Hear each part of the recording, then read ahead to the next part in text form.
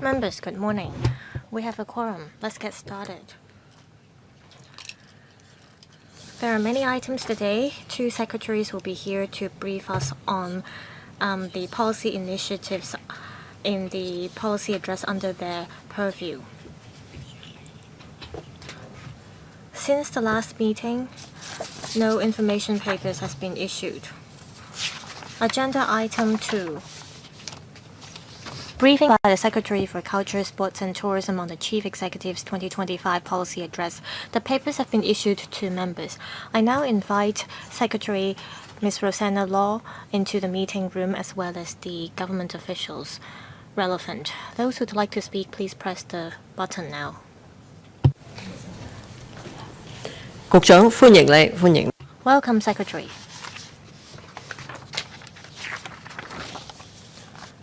Permanent Secretary, Undersecretary, welcome.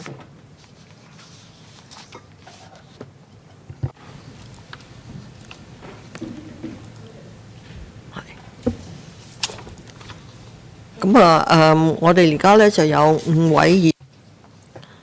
5 members are waiting to speak. We have to wrap up this item by 11:45 because Ms. Mabel Chen will be here. I'll now invite Ms. Rosanna Law to brief us on the paper. Afterwards, I'll give members 5 minutes each for both questions and answers. Ms. Law, please. Thank you, Madam Chair. I'm here today to brief the panel on economic development on the tourism-related policy initiatives of the CSTB. We've got great achievements in the tourism industry as at the end of August this year, we have over 33 million visitors.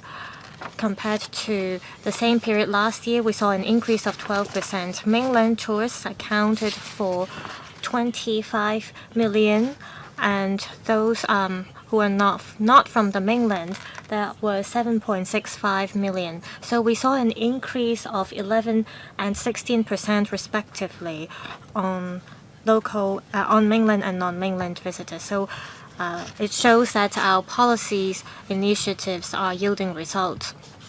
Apart from the CSTB, other government bureaus and departments have rolled out new initiatives to develop the tourism industry and to realize the concept of tourism is everywhere. First, on yacht economy. Last year, we proposed to build yacht berths in Aberdeen as well as Lamma Island. The Development Bureau is taking forward the relevant initiatives. This year, we're promoting policies to further improve the yacht industry. The TLB is the major bureau in charge of this, but the CSTB also supports the measures. The GBA cooperation on yacht tourism will help enhance the industry. Apart from yacht industry, we also promote cruise tourism. We will attract more cruises to come to Hong Kong. It is expected that the ship calls will increase by 20% to 188 this year. The contract of the Kai Tak Cruise Terminal will expire by 2028. We are now reviewing the terms and conditions of the tenancy agreement and will begin the tender exercise this year. We are also broadening the sources of tourists, and the Tourism Bureau, the Tourism Board have been adopting the strategy of accreditation, education, and program to attract visitors from the Muslim segment. In the Global Muslim Travel Index 2025, Hong Kong came 3rd for the first time in the list of Muslim-friendly destinations and was named the most promising Muslim-friendly destination of the year. Between January and August this year, we've got 54,000 Muslim visitors, which was an increase of 40% compared to last year. And each of them spent on average $10,400. Compared to average spending of visitors of $5,400, it was an increase of 50%. We have also seen more halal-friendly restaurants. From the early 2024, we had 100. Now the number is increased to 190. The The Tourism Board has also rolled out a subsidy scheme for the Halal accreditation scheme. Starting from the 17th of September this year until the end of 2026, those who've obtained Halal certification, they can get a subsidy of up to $5,000. We've also going to have different festivals. For example, this October we'll have the Wine and Dine Festival. Also, this year marks the 20th anniversary of the Hong Kong Disneyland Resort. There will be an upgrade of the facilities and the entertainment experiences there. We'll continue to work with the Tourism Board to roll out panda-themed activities. Also, next year is the Year of the Horse. The Hong Kong Jockey Club will organize celebrations and performances under the theme of horse to promote horse racing tourism. Last year's chief executive announced the setting up of the working group on developing tourism hotspots, and 9 hotspots have been developed.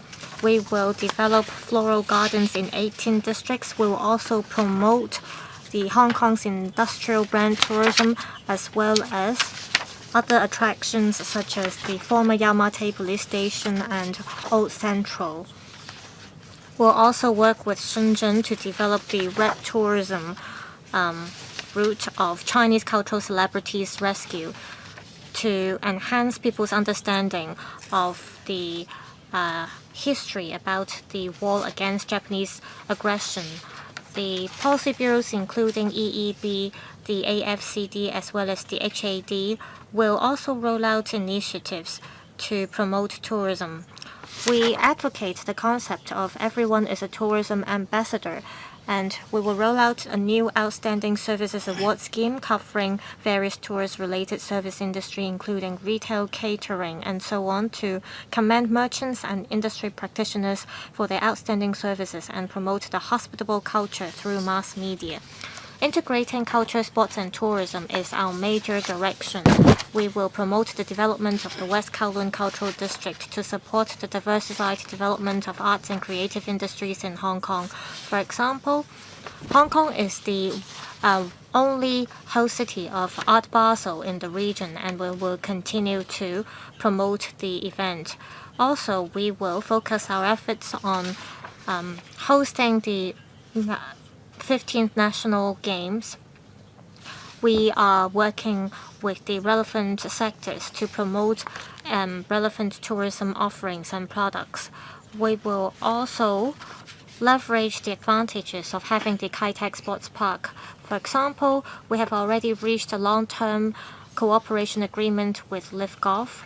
In 2026 and 2027, the event will be hosted in Hong Kong. We believe that this will attract more high-end visitors to Hong Kong. Moving forward, we will continue to promote the integrated development of culture, sports, and tourism to inject new impetus to our economy.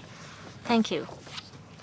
I'll read out the names of members who are waiting to speak. Mr. Perry Yu, Mr. Chen Xiu-hong, Mr. Frankie Yik, Mr. Robert Lee, Mr. Brave Chen, Mr. Eric Yim, and myself. 5 minutes, including questions and answers. Mr. Perry Yu first.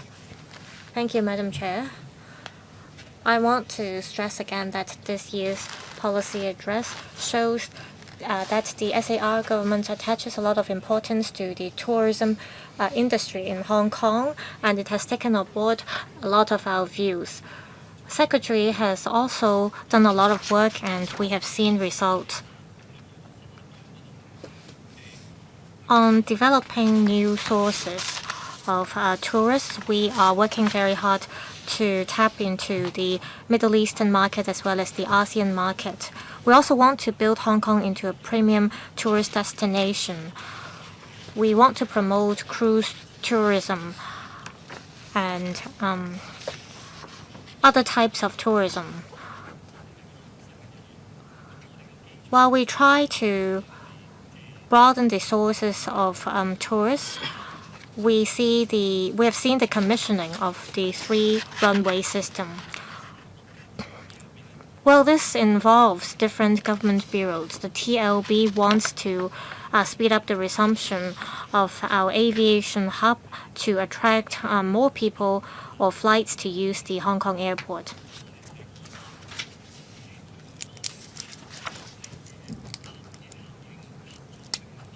I think there could be more collaboration between the Hong Kong airport with other airports to turn transit passengers into overnight visitors. So to attract spending and to enrich their experience. On this, I haven't seen a lot of mentioning in this year's policy address. I want to know if the Secretary will work with the Airport Authority as well as the Tourism Board to promote our tourist attractions, hotels. Can you work with the tourism industry to roll out tourism products and offerings?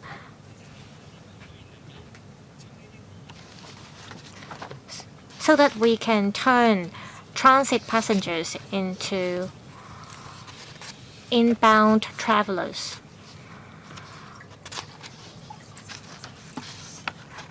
Secretary,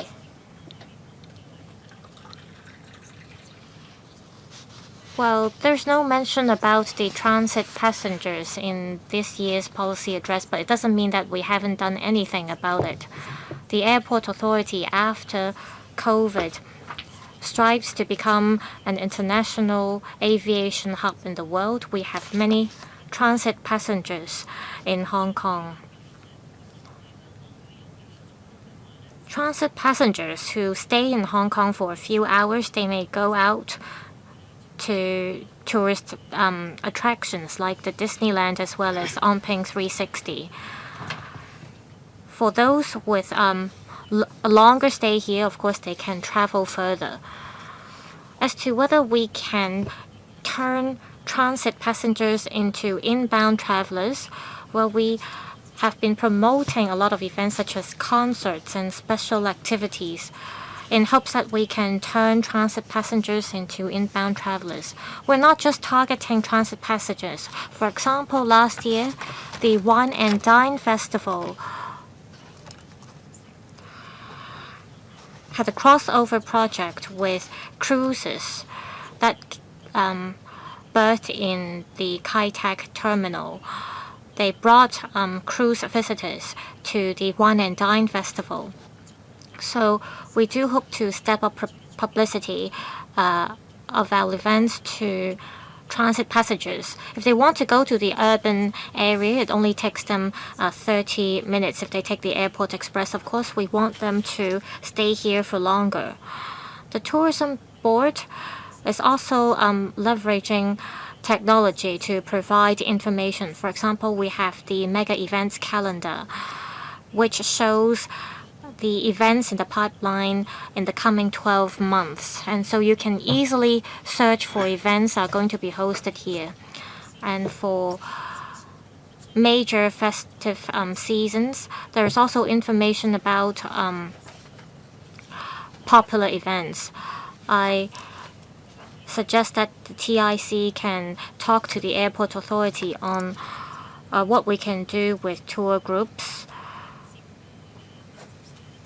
For example, we can have travel agencies that receive local tour groups.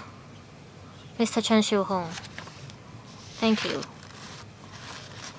The paper lists out the tourism-related policy initiatives in the policy address. It mentions about the development blueprint for Hong Kong's tourism industry 2.0, as well as the 9 hotspots developed by the Working Group on Developing Tourist Hotspots. And the results really depend on cross-departmental efforts. We have many dedicated officers, and we do not want government departments to work in silos. So I hope that the Working Group on Developing Tourist Hotspots can coordinate cross-departmental efforts. We look forward to the projects to be rolled out. We hope that the short, medium, and long-term targets set out in the development blueprint can be realized.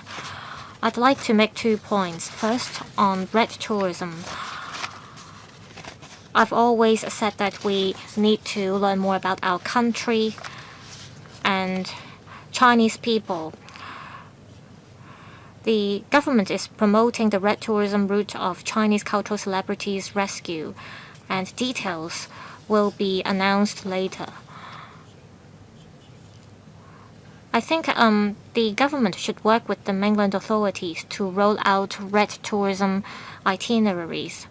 We have the relevant red tourism elements in Hong Kong, but the relevant historic sites and relics no longer look the same, and it's not cost effective to redevelop these sites. How can we, in a cost effective manner, promote red tourism offerings?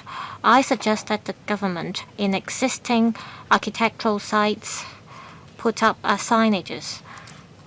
It can also make use of technologies. For example, tourists can make use of software when they get to the historic sites to learn about the history.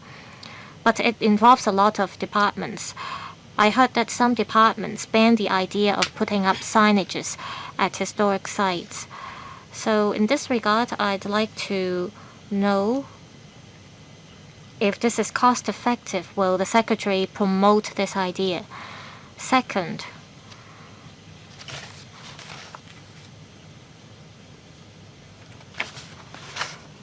on MICE events,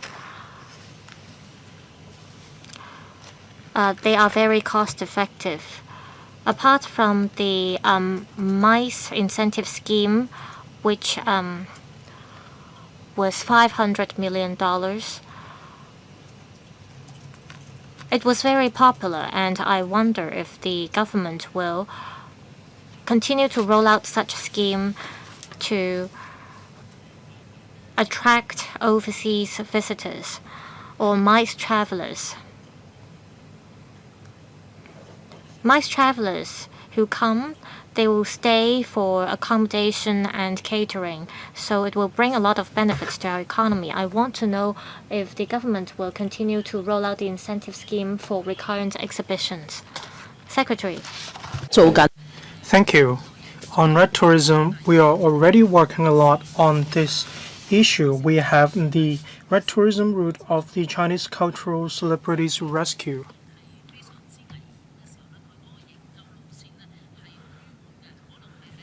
The rescue route was actually very winding, from Hong Kong Island to Lemma Island, Lantau, Castle Peak Bay,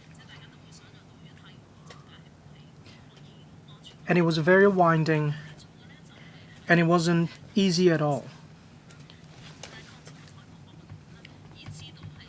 We have different museums in Hong Kong, such as the Hong Kong Museum of the War of Resistance and Coastal Defense. When it comes to having a plaque, we have actually done it previously.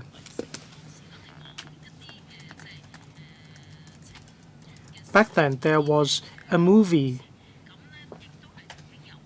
Bodyguards and Assassins. There was a QR code as well as other introductions and descriptions. We erected some display boards, but not really a plaque as mentioned by Mr. Chen Xiu-hong. That is because when there is a plaque, it means there is still a relic site in that area. The streets in Hong Kong are very narrow. If we need to erect a plaque, it may not be that easy at all. When it comes to MICE tourism, the tourism board, the tourism commission, we welcome MICE tourism. When it comes to the incentive scheme I just now mentioned under the CEDB, do they have any plans to extend it? We have to review the current fiscal position. We have already resumed to normality, and we should focus the resources on mega events. These mega events will bring greater economic benefits to Hong Kong. We want to forge a long-term relationship and collaboration. I have overrun a bit. Excuse me, Madam Chair. Thank you. Next member, Mr. Frankiek. Thank you, Madam Chair. Riding on Mr. Periyu's question, well, we can see that the results have been brilliant. We look forward to even better results under the leadership of Ms. Rosanna Law. I'd like to ask about paragraph 8 of the paper. Island tourism was mentioned. There are different schemes mentioned in the paper. Can you provide us with the attendance figures of these events? You can supply them to us after the meeting. Did you collect feedback from participants to see how we can make further improvements? Next, in relation to paragraph 9 on MICE tourism, I agree with Mr. Chen Xiu-hong. The multiplier effect is indeed great. It is very difficult to make a booking of a venue of MICE events or MICE venues in Hong Kong. What can we do to solve this problem? Regarding paragraph 19 about Hong Kong Disneyland,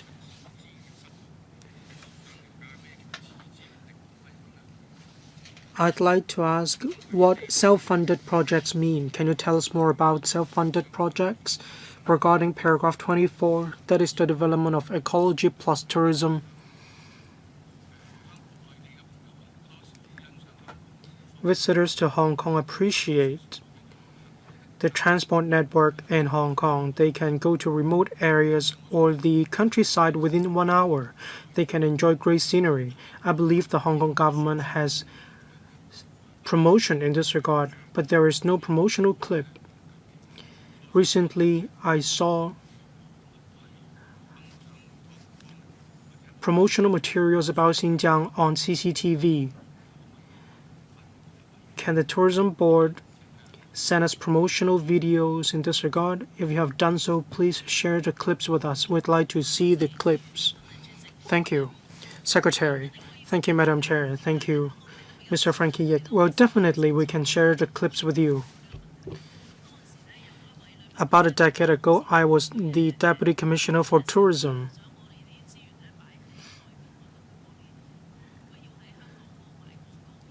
A colleague from the Tourism Board said that these promotional clips are actually promoted outside Hong Kong, not within Hong Kong. That is exactly why we don't often see these promotional materials in Hong Kong, but for sure we can send the clips to legislators. And members can also forward these videos to your overseas friends.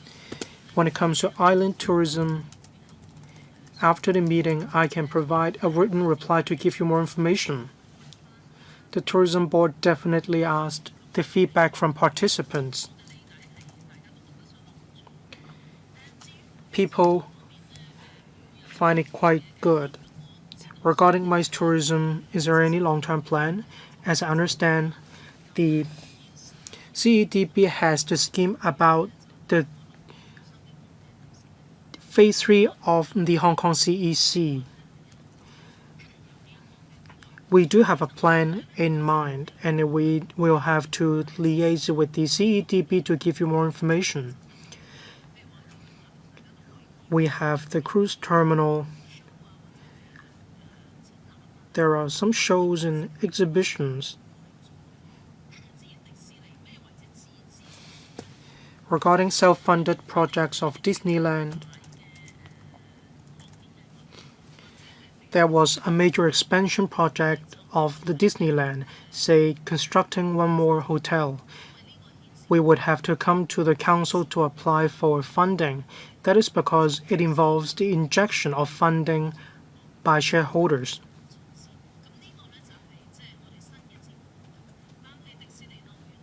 The Walt Disney Company would have to inject capital further. As long as there is a surplus of the Disneyland, usually part of the capital can be set aside for the development of new tourist spots or attractions. In the past, there were new rides, say Space Mountain, decorations.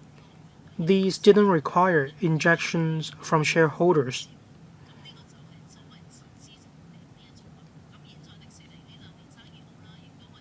The funds required were subsumed by the operating expenditure of the Disneyland. Disneyland has already paid off all debts, I believe they do have the capability to do so. Thank you.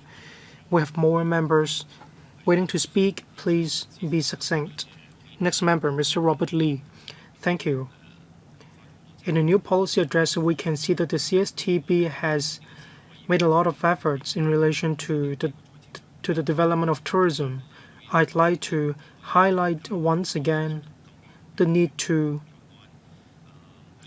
add more financial elements to the development of tourism. There is a museum of the Hong Kong X. Say the Gold Exchange, Hong Kong Monetary Authority, they receive different visits.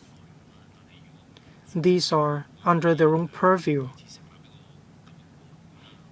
Can we set up a museum of finance or a museum of gold? There are different benefits. On the one hand, when visitors come to Hong Kong, they can have a good understanding of the history of finance in Hong Kong. We can also share with them the capabilities or the strengths of Hong Kong when it comes to finance.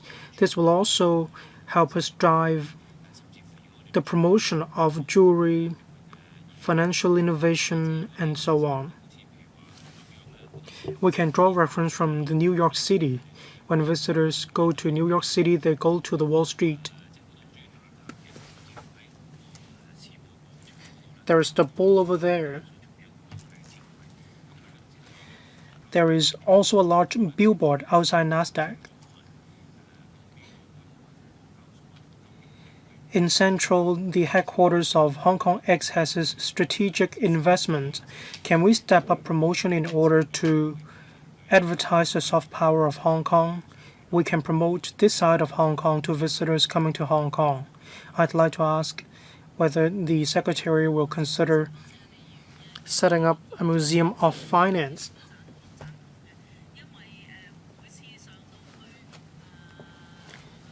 Thank you. Whenever I go to IFC2, the Hong Kong Monetary Authority, the scenery is actually amazing. The gold market is very buoyant. These are definitely the good sides of the industry. Exchanges, banks, financial institutions,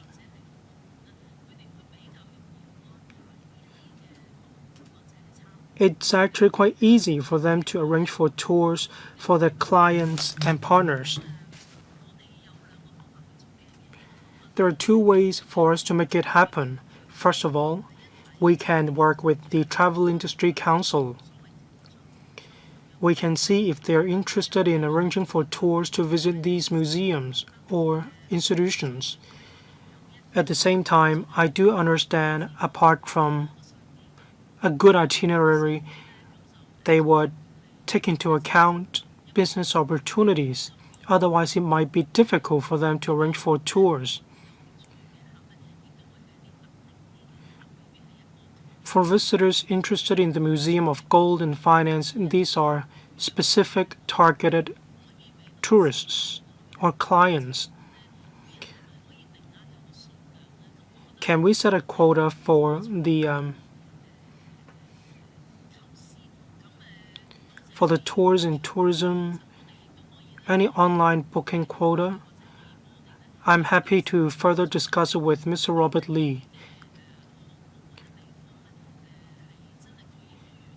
Mr. Robert Lee, if you have identified room for further development, we are happy to discuss with you to see if we can arrange for tours for other groups or individual clients or tourists. Thank you, Mr. Brave Chan. Thank you. In the Chief Executive's policy address, we can see a lot of good initiatives. There are good results, and the plan on development is also worth our support. The CE has taken on board a lot of the proposals of the DAB. I'd like to go into some details about some particular proposals. Say for panda tourism, we have the Panda Tourism Initiative. We can see pandas everywhere in Hong Kong. We have pandas, younger pandas, older pandas as well. These are gifted by the Central People's Government. We do need to encourage the local enterprises to make good use of the panda IP in order to achieve a better result. When it comes to the yachts coming to Hong Kong,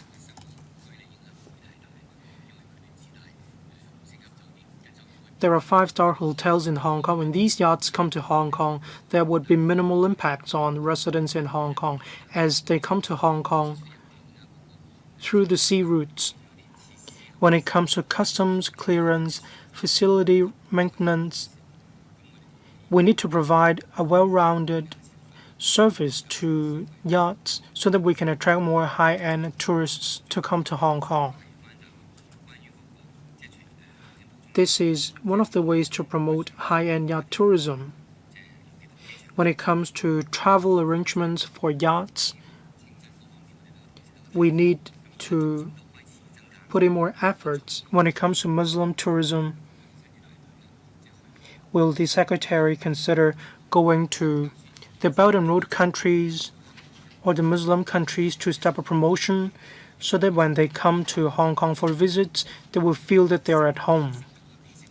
We need to tell them the improvements we have made in relation to the provision of halal food. Then they will be more than willing to visit Hong Kong, and I believe this will help the Secretary to better fulfill the vision in the development blueprint. Thank you. Secretary, I thank Mr. Chen for the questions. On promoting Muslim-friendly experience, I share the same views. This year, I went to Dubai, Abu Dhabi, and Riyadh. They are in UAE and Saudi Arabia. We also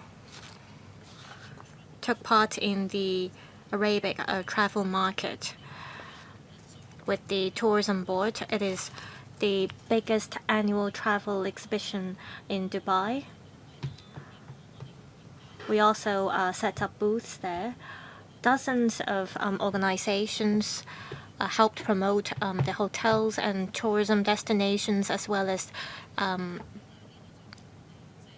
the other destinations in Hong Kong, and Peak Tram as well as other transport operators took part in the exhibition. As for panda-themed activities after the arrival of An Keke and the birth of the panda twin cubs, we held Panda Go. And the IP was free for use by the industry.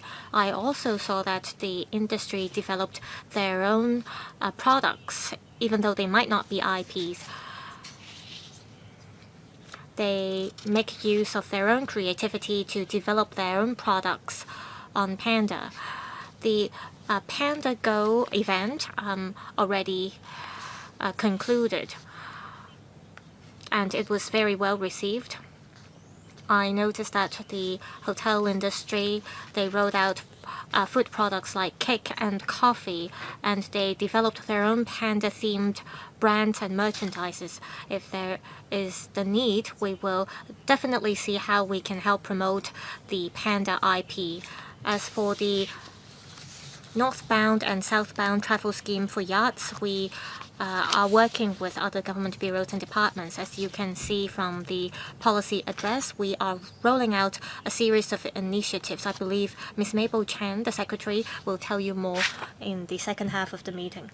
Mr. Eric Yim, just now Mr. Perry, you said that we have to attract more transit passengers and turn them into inbound travelers.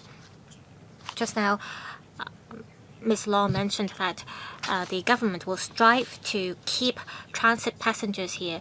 Well, the first thing we have to do is to attract more transit passengers to Hong Kong.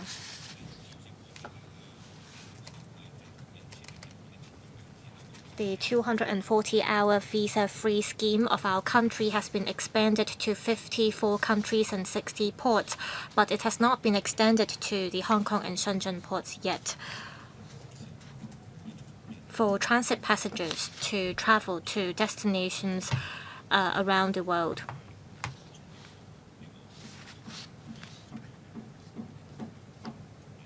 So I want to know whether the SAR government will make a breakthrough in this regard within this year to attract more transit passengers to come to Hong Kong.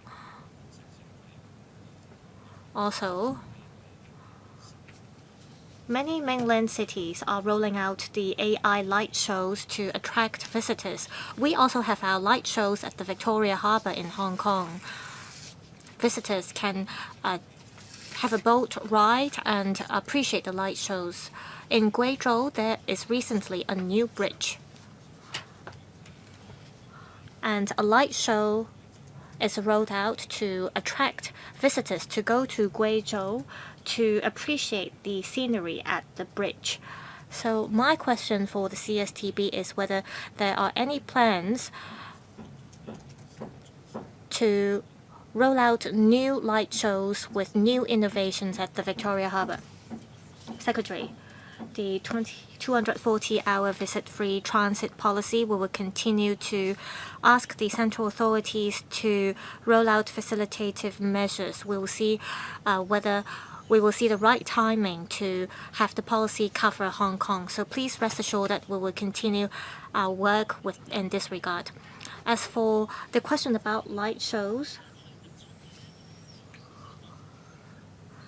we have the symphony of light shows in Hong Kong, and we've been in talks with how we can enhance the light shows because we enhanced it once.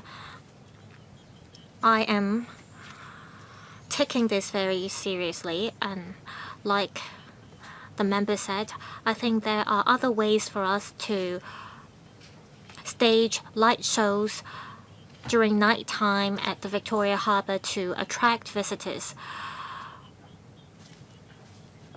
Should we have the symphony of lights and make use of the buildings in the surrounding to stage the light shows, or should we make use of the existing resources and relax the restrictions to stage new light shows? Well, I do have this idea in mind, but we are still at the preliminary stage of this, and therefore I'm afraid I cannot disclose any details at the moment. However, Mr. Eric Yim's idea allowed us to do more brainstorming. Any follow-up questions? Now it's my turn. I have 2 questions and 1 suggestion. We see that as we are seeing an increase in terms of the number of visitor arrivals. So congratulations. We see that the opening of the Kai Tak Sports Park has helped bring a lot of visitors to Hong Kong. Do you have any average spending per capita for both mainland and overseas visitors in Hong Kong so that we know which kind of visitors are spending more here? Big data is very popular nowadays. If you have the relevant information, we can focus on how we should attract visitors to spend here. Now, on yacht economy, I know that all secretaries within the government have been working very hard, but I want to know where will the yachts come from, apart from the mainland? If you have been to the southern part of France, or if you have been to Europe, have you been there before, Secretary? Well, I recommend that you visit the southern part of France, from Genoa, Nice, Monte Carlo, all the way down there. You see a lot of yachts there because they're very close to each other and there aren't many waves. So that's the true individual travel scheme for yachts. What about us? Where will yachts come from? The Philippines, Taiwan, or other places? I want to know how you're actually going to develop the yacht economy here. Now, my third point. I have touched on this before.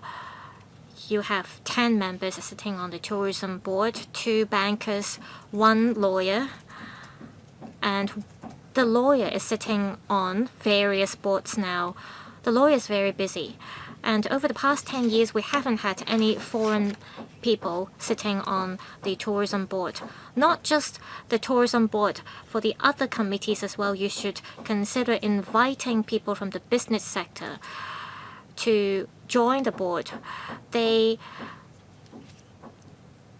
have a broad overseas network and they do businesses with people around the world. So you may consider, for example, inviting Muslims to sit on the board. You should at least have 1 or 2 foreigners on the board to offer advice. 2 questions, Secretary. Thank you. On the composition and the membership of the tourism board, I thank Madam Chair for the advice. I understand that you have this thought in mind, and I in principle agree with you. On the membership list, we keep renewing it. It's not that we just make 1 appointment. Each time we make 2 to 3 appointments for each term, so we will definitely consider your suggestion. On spending per capita of visitors, I'll see if the Commissioner has any figures that she can share with you. We do very deep analysis on the data, on, for example, the sources of visitors on the market. And we look at whether they are overnight visitors. We also look at the spending of MICE travelers and ordinary travelers. That's why we came up with the figure of 54,000 people from the Middle East, and the spending per capita is $10,400 for these people. The average spending per visitor is $5,400. I'll see if the Commissioner has more information to share with you, but we will definitely report the details to you in the future. Now, on the other question, on yachts, we have been in talks with the Guangdong province on promoting yacht tourism for years, and we are now going to make our first move.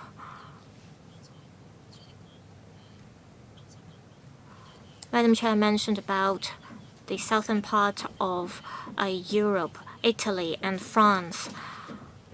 Some people, they buy yachts and they want to keep the yachts in Hong Kong. This is because in terms of our tax, we offer great conditions. Speaking of yacht tourism, I have taken part in yacht tourism related conferences, and I was told that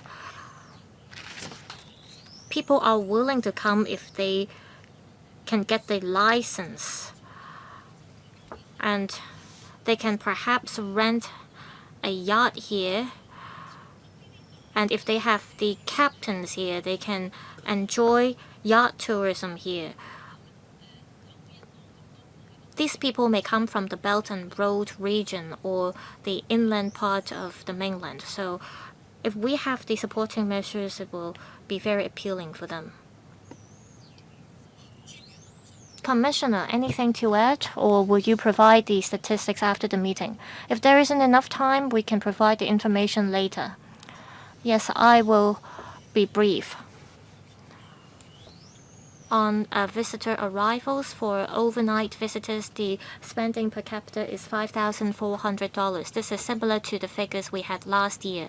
If you want a breakdown for mainland tourists, overnight visitors, they spend about $5,000 each. For non-mainland visitors, they spend $6,300 each. Like the Secretary said, for Middle East visitors, we did an analysis, and spending per capita for the Middle Eastern visitors is about dozens and thousands of dollars, and for other types of visitors is about $7,000 for spending per capita.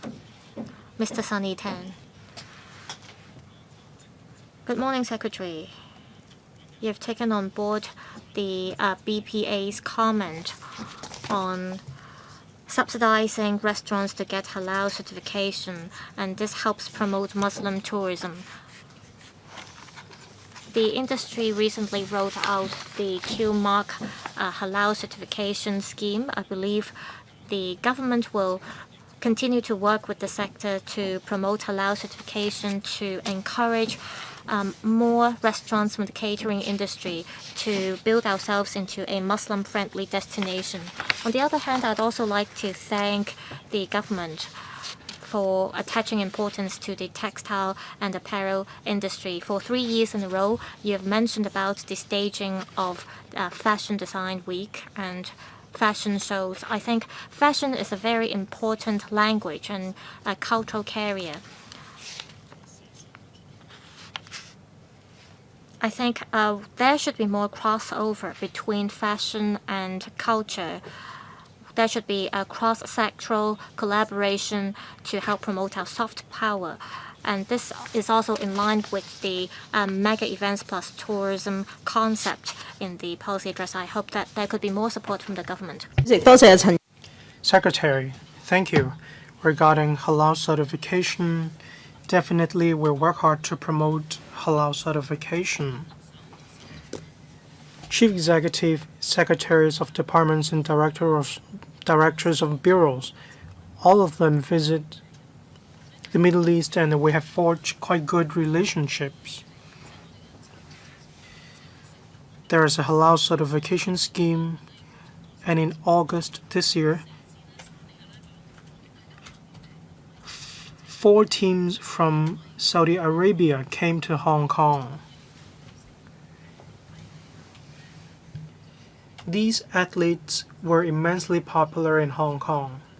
A total of 3 matches, they attracted a total of 80,000 spectators.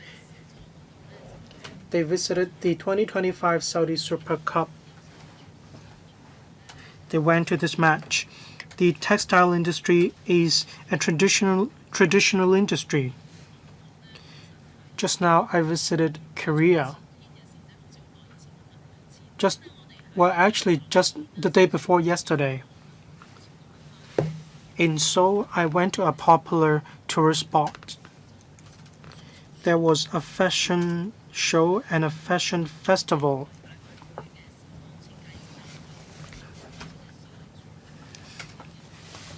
It attracted a lot of young fashion designers.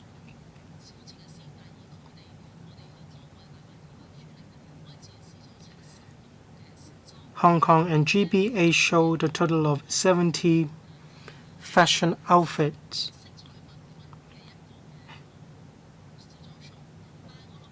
The fashion show was very colorful. It was vibrant.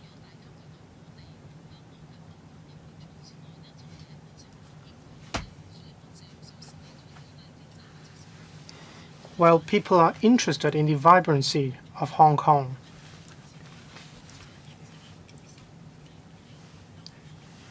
We attracted a lot of different visitors, but we do need to turn these shows into an industry. We need to have some wow factors.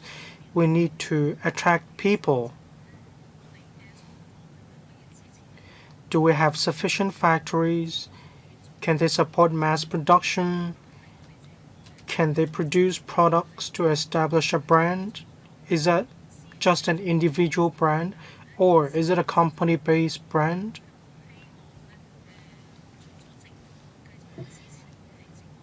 The government needs to continue to provide support, but at the same time, I also want local entrepreneurs and the factories will give more opportunities to these young fashion designers. We need to adopt a two-pronged approach. Then we can further develop the local fashion industry. Anything to add? We'll continue to work hard. Thank you. I agree with Secretary as well. Definitely we have design talent. But of course, we do need a market. Thank you. A total of 16 members have pressed the button to request to speak, but we don't have sufficient time. Ms. Mabel Chen, another secretary, will come at 11:45. So when time's up, I will wrap up this agenda item. Thank you. Next, Mr. Lok Chung Hong. Thank you. In paragraph 15 of the paper, It mentions additional yacht berth will be built. This is in line with the FTU's proposal, and that is very similar to my proposal for having a pier in Tuen Mun or a quay in Tuen Mun. The yacht industry faces different issues such as the shortfall of maintenance personnel and so on. I hope that the MATF will be extended to the tourism industry to make it more convenient when it comes to boosting the local economic and tourism development. When the yacht economy is doing very well in the future, when there aren't enough workers, then do we need to import other workers to Hong Kong? I hope we can plan in advance. When it comes to running homestay lodgings and holiday camps in the countryside,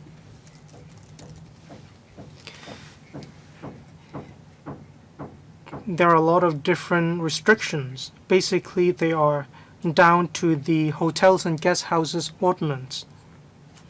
When you encourage people to go hiking in the countryside, it's a good idea to provide homestay lodgings just at the waist of mountains to attract more people to go hiking. Other facilities should also be provided. Does the administration have any plan to amend the hotel and guest house accommodation ordinance?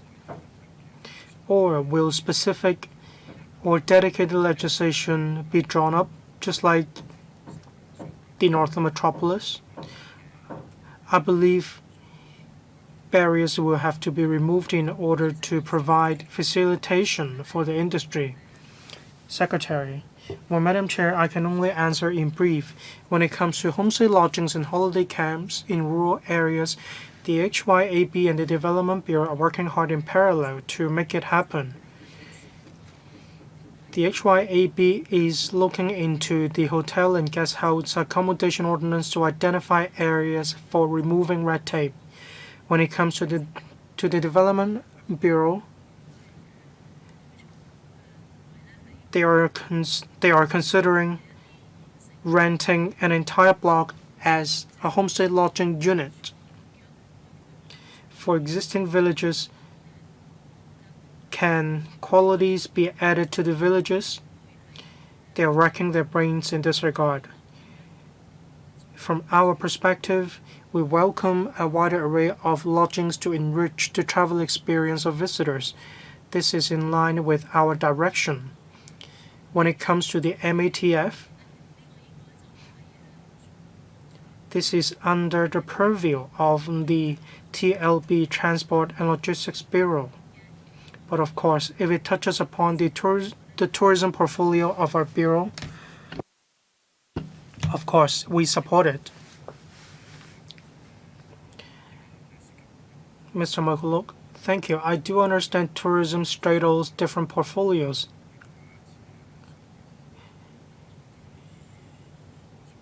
We can invite different policy bureaus to come to us to take our questions, not necessarily the secretary.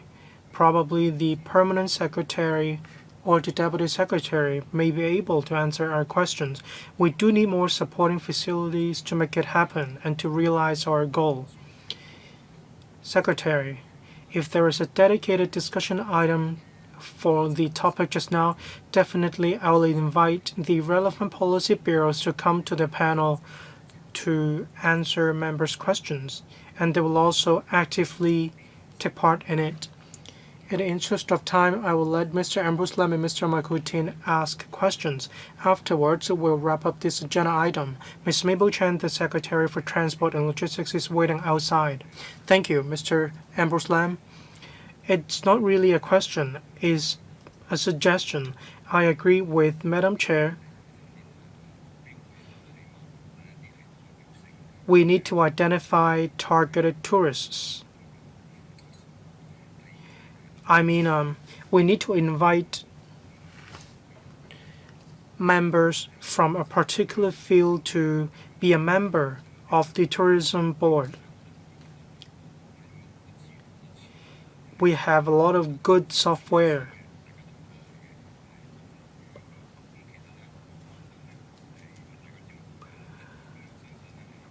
But there is one thing we dare not mention, that is a hot potato that we don't want to mention. Well, Secretary, when you visited the UK, did you go to the museums? All of them are free.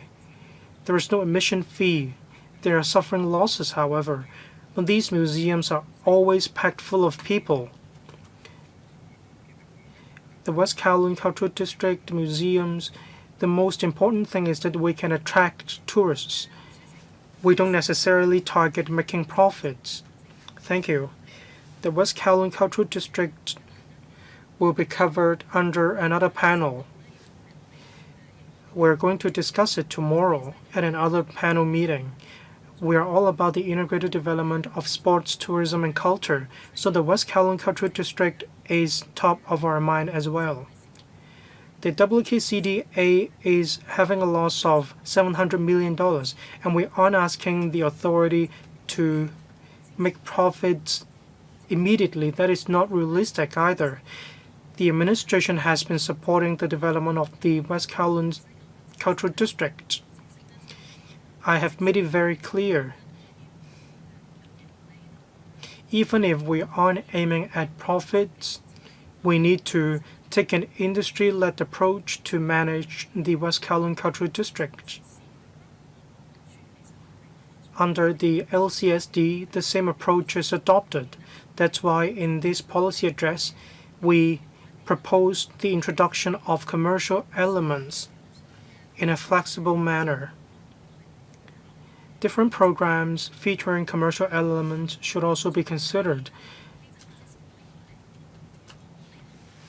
In the panel on economic development, if we have more venues to develop upscale events or events attracting different groups of people, it is actually conducive to the development of tourism, including beaches. Anything to add? Yes, thank you. Well, the UK economy isn't as good as that of Hong Kong. Why are the museums free of admission charge?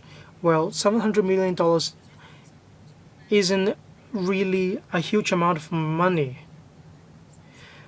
Secretary, well, basically the museums in Hong Kong, the majority of these museums are admission free.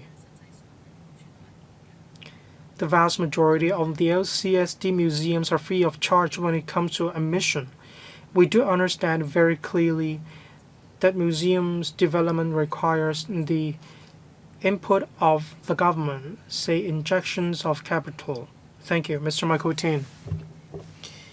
One of the greatest letdowns of the policy address is that the policy address is silent on tourism development of South Lantau. Starting from 2017, I requested building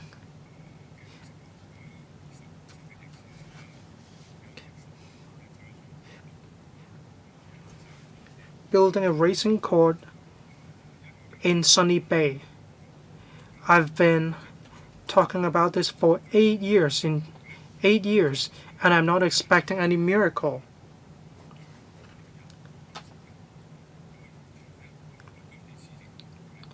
But what is more disappointing is that the policy address is silent on the tourism development of Lantau.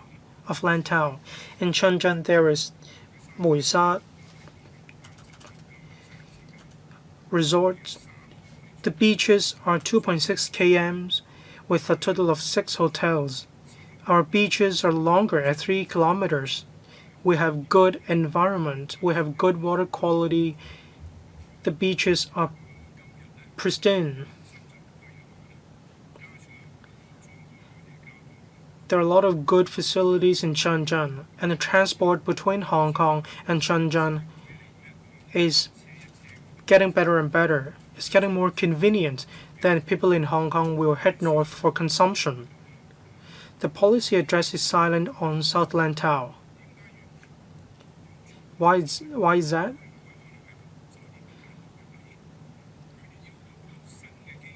Well, I think you should implement a sounding out exercise with the travel industry to explore the connection of transport facilities. The Hong Kong-Zhuhai-Macau Bridge should be connected. Thank you. 我相信呢個 Secretary. I believe members will have a discussion on the transport infrastructure in this panel, but it's not under my purview, so I'm afraid I cannot speak too much on this topic. The Development Bureau has got suggestions on building a resort in South Lantau. I think the crucial part is whether there will be investors willing to make investment in the project. Potential investors may include real estate developers as well as hotel owners. They always tell me that they are interested in investing in the project, but so far we haven't had a very concrete or comprehensive proposal that could be taken forward right away. I will continue to talk to the potential investors to see if they are interested in the project. But as far as I understand, the Development Bureau is collecting the expression of interest. As for the idea of building a large-scale racing circuit in Sunny Bay, it will involve a reclamation. If there is a large-scale development project nearby and if we can create synergy with all these projects, we will be able to guarantee a greater chance of success. However, if we are going to see reclamation there just for building a large-scale racing circuit, it may not be consistent with our land use plan or our financial plan. So all I can say is that this is not a top priority in our mind in terms of developing tourism at this stage. The biggest resort operator in Hong Kong, I talked to them. They said they're interested in the Southern Lantau project, but they said there needs to be infrastructure that connects the airport with the development, and it should be connected with the Hong Kong-Zhuhai-Macau Bridge as well. I just want to say that we have already waited for 10 years. Well, this is under my constituency, so allow me to chip in. I think if we are to build another bridge there, it would be very expensive, so we can have sea travel, for example, or if we have much more mature development with the low altitude economy, perhaps we can have aircraft there. Well, I'm afraid that I'm not in the position to respond to the question about a transport infrastructure. All I can say is that if there is a feasible proposal, if we can secure enough investments, and if we know what we're going to build there, we know what kind of visitors we're going to attract to the area. If we have all these details sorted out, the CSDB will definitely support the project. Well, it's about time. Thank you, Secretary, and your team for attending this item today. Let's bid farewell to the Secretary and invite the other Secretary, Ms. Mabel Chen, and her team to come into the meeting room.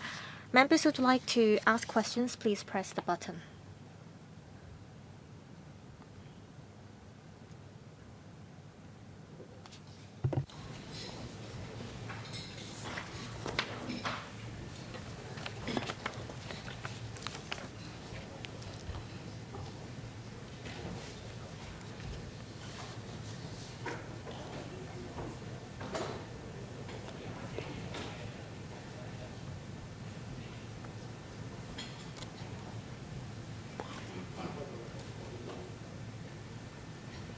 陳局長歡迎你。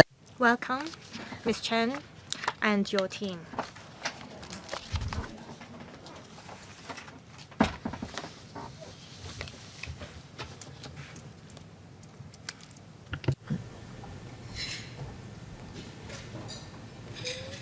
因為時間關係，我就 In the interest of time, I'm not going to read out the names of the government officials present. 13 members have already pressed the button. I will first invite Ms. Mabel Chen to brief us on the policy initiatives of her bureau, and then I'll open the floor for questions. We already have 13 members waiting to speak, so I'll give each member 4 minutes only. Ms. Mabel Chan, please. Thank you, members. Thank you, Madam Chair. I know that members have a lot of questions. I have a PowerPoint presentation here because it covers air, sea, and land travel. I will finish the presentation in 10 minutes. The TLB strives to build Hong Kong into an international aviation and shipping center as well as a logistics hub. We are working in full steam to develop the low-altitude economy as well as yacht economy. Hong Kong is one of the top international aviation hub. With the commissioning of the 3-runway system in November last year, the aviation industry is welcoming new opportunities. In October 2023, we promulgated the development blueprint. We also promulgated the action agenda on greenfield bunkering. We will actively take forward the relevant policy initiatives. First, I'd like to talk about the aviation industry. The Hong Kong International Airport during peak period, the capacity already resumed to pre-pandemic levels. Last year, we were one of the busiest cargo airports in the world. As at this August, 140 airline companies provide flights to over 200 destinations around the world. We will continue to expand our air network, set up new air service agreements, and expand our traffic rights. We will give priority to regions with development potential and new growth areas such as South America, Central Asia, Africa, and the Middle East. Recently, we are happy that with Chile and Poland, we reached an agreement with them. We will also improve the GBA's intermodal network. We have in 30 mainland cities set up city terminals, and we will continue to expand this terminal network. We will, together with Zhuhai Airport, enhance the fly via Zhuhai Hong Kong service. On airport city development, with the support of the Airport Authority, we will continue to build ourselves into a world-leading new landmark, and we will attract investment and capital in hopes that we will be able to turn our international airport into an international landmark. Phase 2 of the Asia World Expo construction has already begun, and it will be completed by 2028. The Airport Authority is working on the creation of an ecosystem for the art industry, and the airport city, we will complete the project in phases by 2028. We will open a jet fresh market for fresh gourmet products as well. On cargo traffic, we will make use of the 3-runway system to boost the capacity. We will make use of the Dongguan Center to attract more companies to attract more cargo to route through Hong Kong. We will complete the Phase 1 development's permanent facilities in Dongguan, and we will kickstart the study for Phase 2 development. Now, depending on the industry and the supply chain, we will improve the supporting facilities. We have already set a target by 2030 for flights leaving from the Hong Kong airport. 1 to 2% of them will make use of SAF, Sustainable Aviation Fuel. We will also study the construction of a SAF facility to boost the competitiveness as well as the bargaining power of the airline companies here. Now, we want to diversify our development. We have already brought in an European aeronautic services company to Hong Kong. We've already reached an agreement of intent with them. The company will provide aircraft dismantling as well as recycling and trading services of high-value parts. This company will work with the Aviation Academy to provide talent training to consolidate our status as an international aviation hub. Now I'd like to turn to shipping. We've got some good news recently. Hong Kong, for 6 years in a row, ranked 4th globally in terms of its port conditions. vessels stay in Hong Kong for just 1 day, and it is about half the average for the world's top 20 container ports. Ship owners in Hong Kong, the registered fleet ranks among the highest in the world in terms of gross tonnage. We have over 1,200 companies providing a wide range of quality, high-value added maritime services. The government will adopt a multi-pronged approach to leverage our strengths of having the support of our motherland and the connectivity with the world to cement our status as an international shipping center. We will deepen our network with the mainland, and together with ports in the Belt and Road region and with ports with strategic status in the mainland, we will collaborate with them. We will sign memorandum of understanding during the Hong Kong Maritime Week. We'll also promote the staging of a summit during the Hong Kong Maritime Week with the Silk Association. The port in Hong Kong plays an important role. For this reason, we are adopting the comprehensive rail, sea, land, river intermodal transport system to have more cargo route through Hong Kong. We will also step up our competitiveness and resilience. For example, next January, we will roll out the Port Community System. This system provides cargo tracking functions and connects sea, land, and air transport networks, digitally integrating trade and capital flows. Next year, we will amend the legislation and roll out a half-rate concession for physical commodity traders. It's worth mentioning that we will continue to promote green shipping. We will take forward the initiatives under the Action Agenda and promote Hong Kong as a greenfield trading center. Since the promulgation of the Action Agenda, we have seen results. From this February to mid-September in Hong Kong, we've had over 130,000 tons of LNG and biodiesel bunkering. We've also just had the first green methanol container vessel having a ceremony in Hong Kong, and this vessel will be registered in Hong Kong. Every time it can carry over 9,400 cars. This helps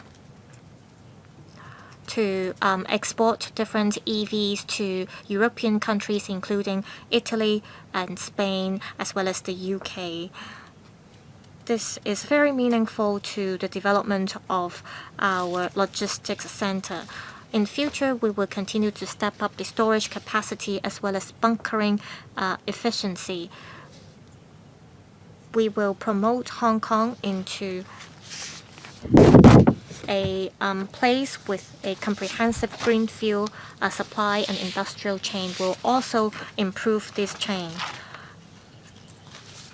The Hong Kong Maritime and Development Board was established this July, and our latest strategy for this board is to build Hong Kong into a global maritime capital. It will formulate comprehensive promotional strategies. Lastly, on logistics,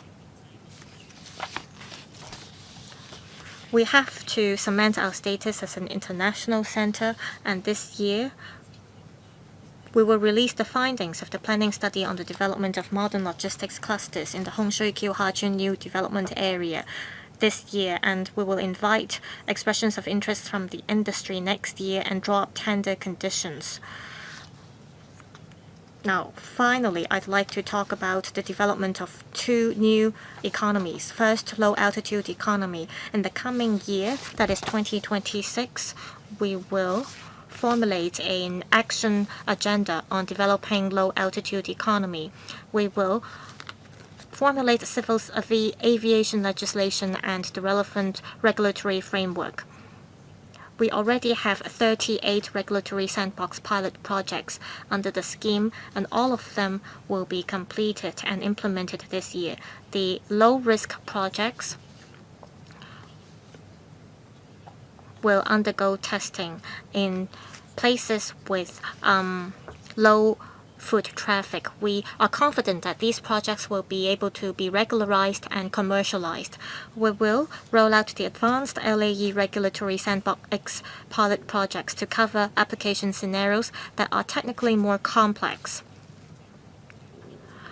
Now, turning to developing yacht economy, the Marine Department will actively coordinate efforts to develop a yacht economy. It will relax the relevant requirements and roll out 3 facilitation measures to attract more yachts to come to Hong Kong. Also, the Marine Department is currently working with the Guangzhou Maritime Safety Administration to roll out measures on the northbound travel of yachts from Hong Kong and the southbound travel for yachts from the mainland. Thank you. 3位 Thank you, Secretary, for your detailed introduction. A total of 14 members have pressed a button to request to speak. Mr. Eric Yim, can you stay behind until 1 o'clock? Can members stay behind until 1 o'clock? I have other business to attend to, so Mr. Eric Yim, Deputy Chair, are you available? Yes, thank you. I have to leave the conference room at 11:45. Thank you, Mr. Eric Yim. We have Ms. Elizabeth Quad, Mr. Sunny Tan, Mr. Jeffrey Lam, Mr. Frankie Yik, Mr. Andrew Lam, Mr. Michael T, Mr. Benson Lok, Ms. Doreen Kong, Ms. Eunice Young, Mr. Eric Yim, Mr. Brave Chan, Professor Chow Man Kong, Mr. Chen Xiu Hong, and Mr. Ambrose Lam. 4 minutes each. Ms. Quad, thank you. Thank you, Madam Chair. I thank the Transport and Logistics Bureau for its vigorous efforts to develop transport and logistics in Hong Kong. I support efforts in relation to promoting green transport, and I'd like to ask about SAF. In paragraph 13 and 14, you talked about your goal. That is, by 2030, you have to achieve a SAF consumption ratio of 1% to 2%. However, for airports in the European Union, their target is 6% by 2030. That is their goal. There's a difference between our goal and theirs. Is it possible to advance our goal? There's a lack of market supply. The price is on the high side as well. Just now the Secretary said that you're talking to the trade. I'd like to ask about this. In the development of SAF, what is our target of SAF blending?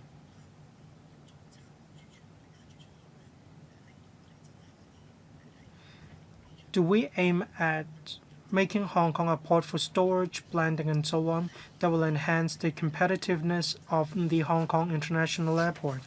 I'd like to ask about the LAE, low-altitude economy, as well. I thank the Secretary for your efforts in this regard. Just now you talked about a lot of sandbox projects which have been commissioned, and you want to commercialize it and make it a long-term project. Construction, property management, logistics, in these 3 industries, the commercial operation of the low-altitude economy is quite mature, be it hardware or software. What is the pace of commercialization and regularization? Can the industry take part in the regulatory sandbox? Is there any application mechanism, any standard? The industry is so much looking forward to this. Thank you, Secretary. Secretary, thank you, Ms. Kwok. On the development of SAF and aviation, we are aware of the goal of airports in Europe. In our neighboring airports, they have similar goals as well. As for the international aviation community, they don't have any mandatory target. In Hong Kong, by 2030, our target is to achieve a SAF consumption ratio of 1% to 2%. In the end, in fact, we have drawn reference from the international trend as well as the supply of SAF. We have also taken into account the services that could be provided by local airlines. I believe when it comes to promoting green aviation, we need to take into account the competitiveness of the Hong Kong International Airport.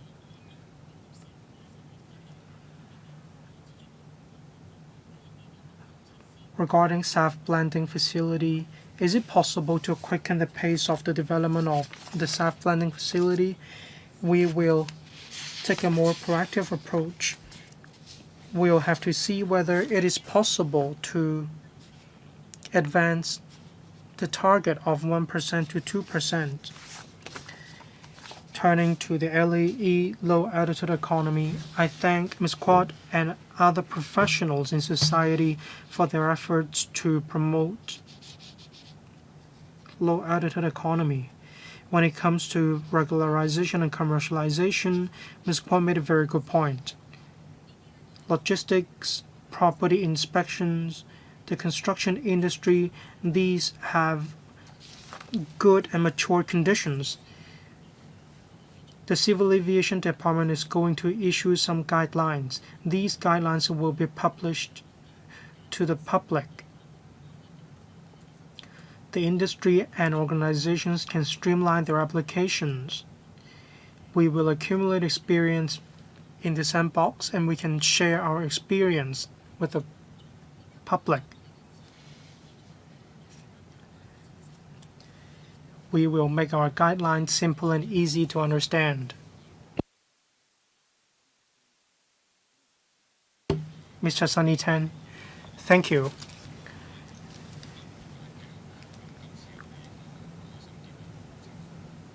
We thank the Secretary's efforts in this regard.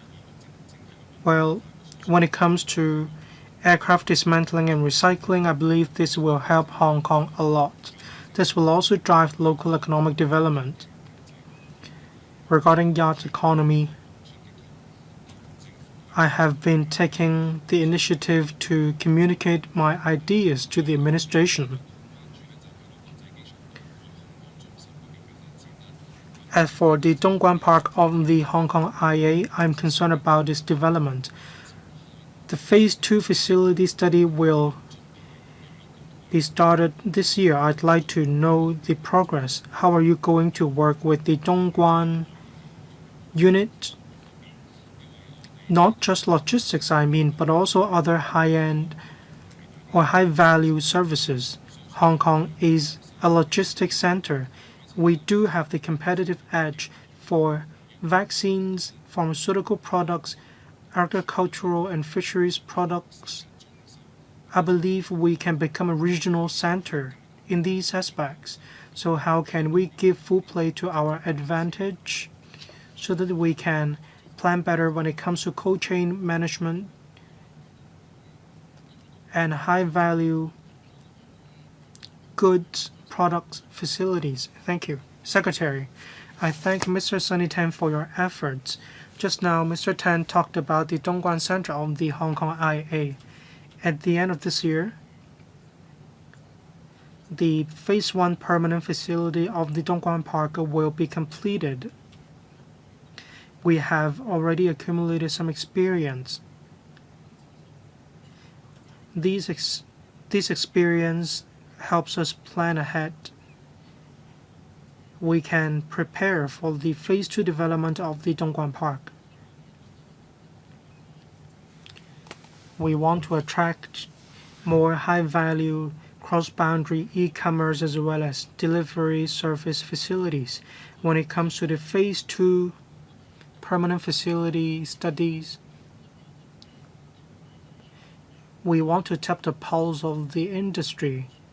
We want to know the planning of the development of mainland China.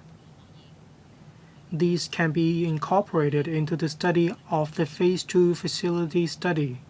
Apart from working with the industry and the Airport Authority Hong Kong, we also have been working with the Guangdong side. We have been in dialogues and we want to use the Dongguan Center as a core facility or infrastructure.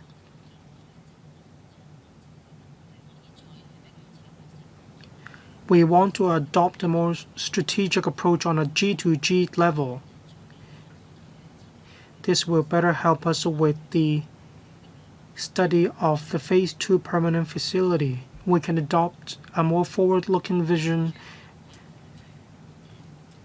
and we will also be able to plan in a more comprehensive manner. Thank you, Mr. Jeffrey Lam. Thank you, Madam Chair. I go along with the forward-looking measures mentioned in the policy address on the front of transport and logistics. Sea, land, air.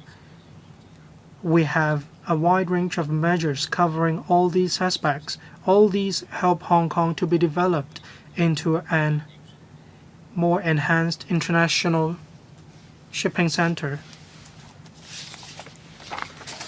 The dual-fuel powered car carrier vessel made its debut to Hong Kong.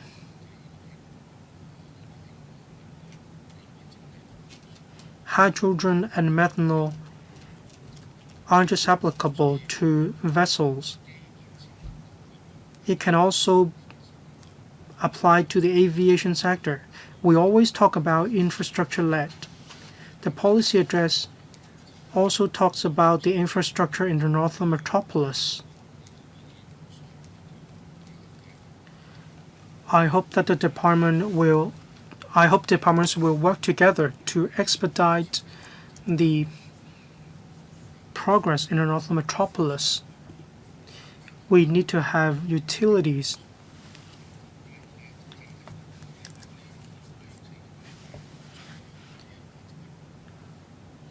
In the industrial park, not everything is run on electricity. Hydrogen may also be used to power some facilities.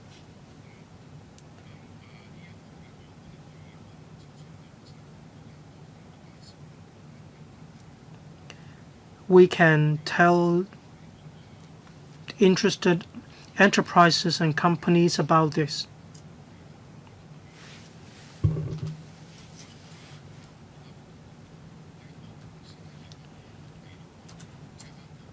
A lot of companies are establishing a presence in Hong Kong.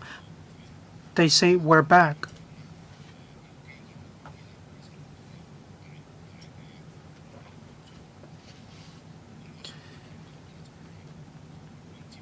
Infrastructure plays a very important role in the local economic environment.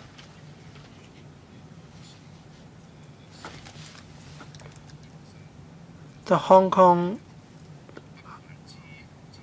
Shenzhen West Rail Link will be commissioned in 2035. The Northern Link, the Main Line and the Spur Line will also be commissioned in parallel in 2034. It's been about 10 years. I'd like to ask about the EIA, Environmental Impact Assessment. Can time be further compressed? What else can we do? But of course, safety always comes first. Infrastructure will age. How can we make sure we will maintain and repair them well? When it comes to railway, we now have Guobao, that is national standards. What about in the future? Can the Secretary tell us more about these areas? Thank you, Mr. Jeffrey Lam. You talked about a lot of aspects.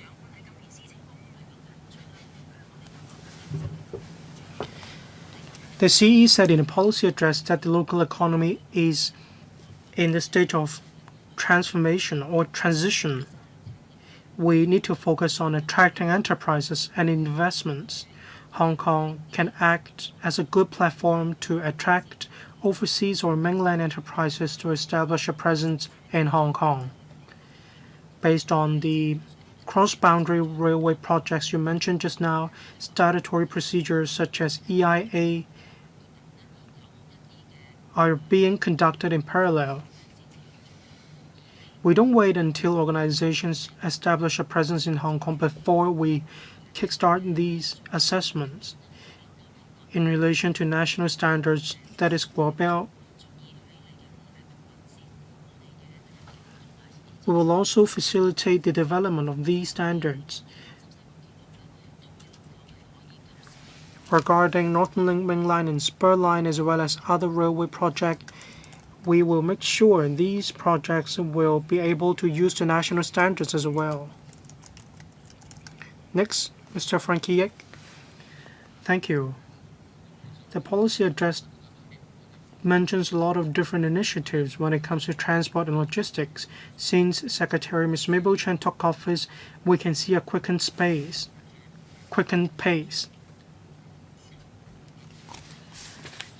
And in the paper, we can see there are measures consolidating Hong Kong's international status of shipping and logistics. We are suffering from a manpower crunch in the sector. I hope the Secretary will solve this issue. I'd like to follow up on Ms. Quat's point as well. The EU this year, 2%, 2030, 6%. The UK this year, 2%, 2030, 10%. Our target is to achieve a ratio of 2% by 2030. It seems there is quite still some distance, but of course, I heard from the Secretary the explanation. ICAO has made it mandatory for all member states to promote this initiative in 2027. Well, I mean, starting from 2027, ICAO makes it a mandatory requirement to implement this, so I hope that our pace can be quickened. We shouldn't set our target to 2% in 2030. Yesterday, a dual-fuel power car carrier vessel made its debut to Hong Kong. And in the first quarter of next year, we may be able to conduct methanol bunkering. And next year, at the end of this year, you will also be able to set aside a parcel of land in Tsingyi South for the storage of methanol. Any expression of interest from the private sector? Next, I'd like to talk about the yacht economy development. I'd like to ask about the monitoring system. That is the yacht dynamic monitoring system. When it appears on the radar in Hong Kong, then you can identify the relevant yachts. And you are making it mandatory to make any booking. So I'd like to know how you're going to regulate this. Thank you. 局長。 Secretary. Thank you, Madam Chair. I'll give a brief response. If time permits, perhaps I'll ask the Director of Marine to supplement. Mr. Frankie Yik raised 4 points on our support of manpower for the airport as well as on the labor importation scheme. Please rest assured that we are treading very carefully. We are very concerned about the overall employment situation in Hong Kong. The international airport in Hong Kong is a fast-growing engine. With the commissioning of the 3-runway system, we will actively work with the airport authority to conduct manpower surveys. Now, turning to the other point, I agree that we have to make plans ahead. We are a leading aviation hub in the world. We have to monitor very closely on the SAF consumption target set by other places for some European cities.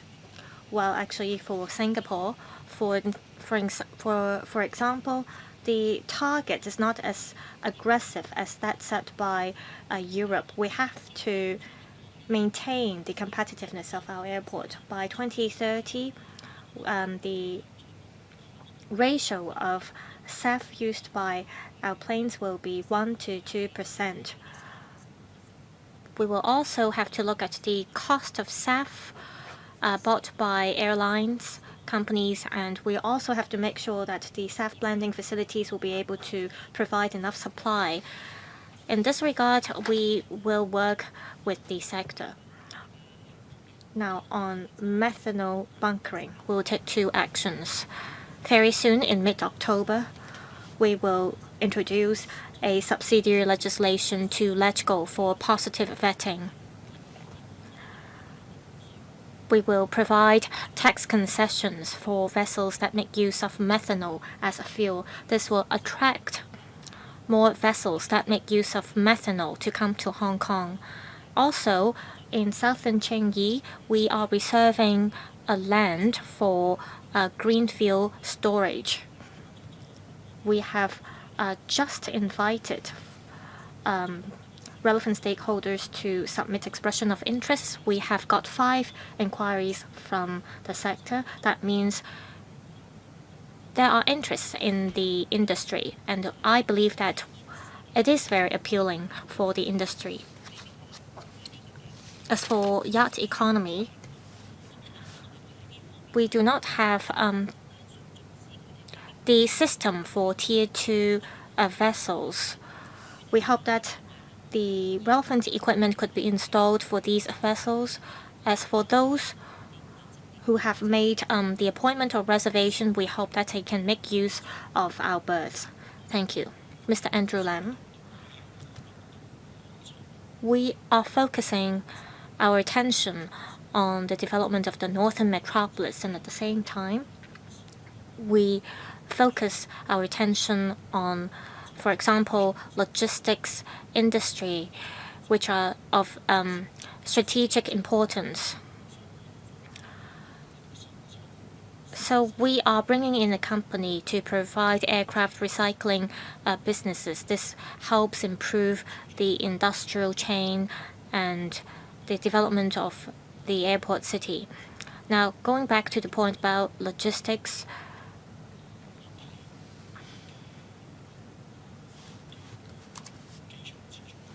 the government is establishing a comprehensive rail, sea, land, river intermodal transport system. This will help enhance our competitiveness in the world.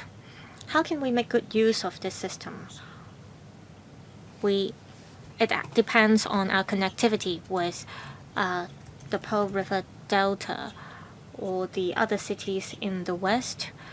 I understand that we have been working with Dongguan, and in terms of our collaboration with the Zhuhai Airport, is there any new information or news that could be shared with us? Now, second point, we're facing fierce competition from the region. The Hainan trade zone, by the end of this year,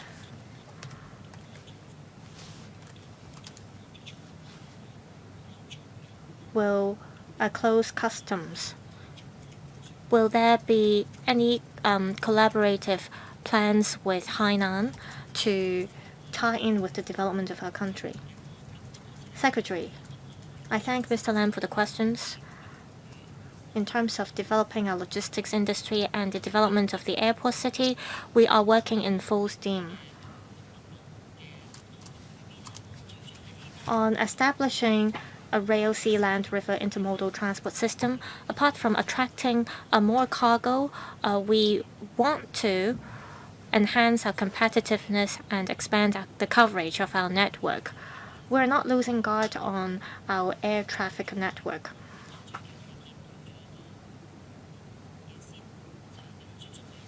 We have recently established an express lane through the Zhuhai-Macau Bridge for transporting fresh produce, so that fresh produce could be transported from Zhuhai to other places in the world through the Hong Kong-Zhuhai-Macau Bridge. We are in talks with the Hainan provincial government on reaching a cooperation agreement to see how we can achieve complementarity of advantages. They have a great ocean ecosystem in Hainan, so I hope that relevant restrictions could be relaxed so that we can develop the yacht economy. We're also in talks with the Guangdong province on the southern travel as well as northern travel for Guangdong and Hong Kong yachts. Apart from yachts on trading exhibition as well as sales of merchandises, I believe there will be a lot of opportunities to be brought to Hong Kong with the development of the yacht economy. Anything to add? No. Mr. Michael Dean. Thank you.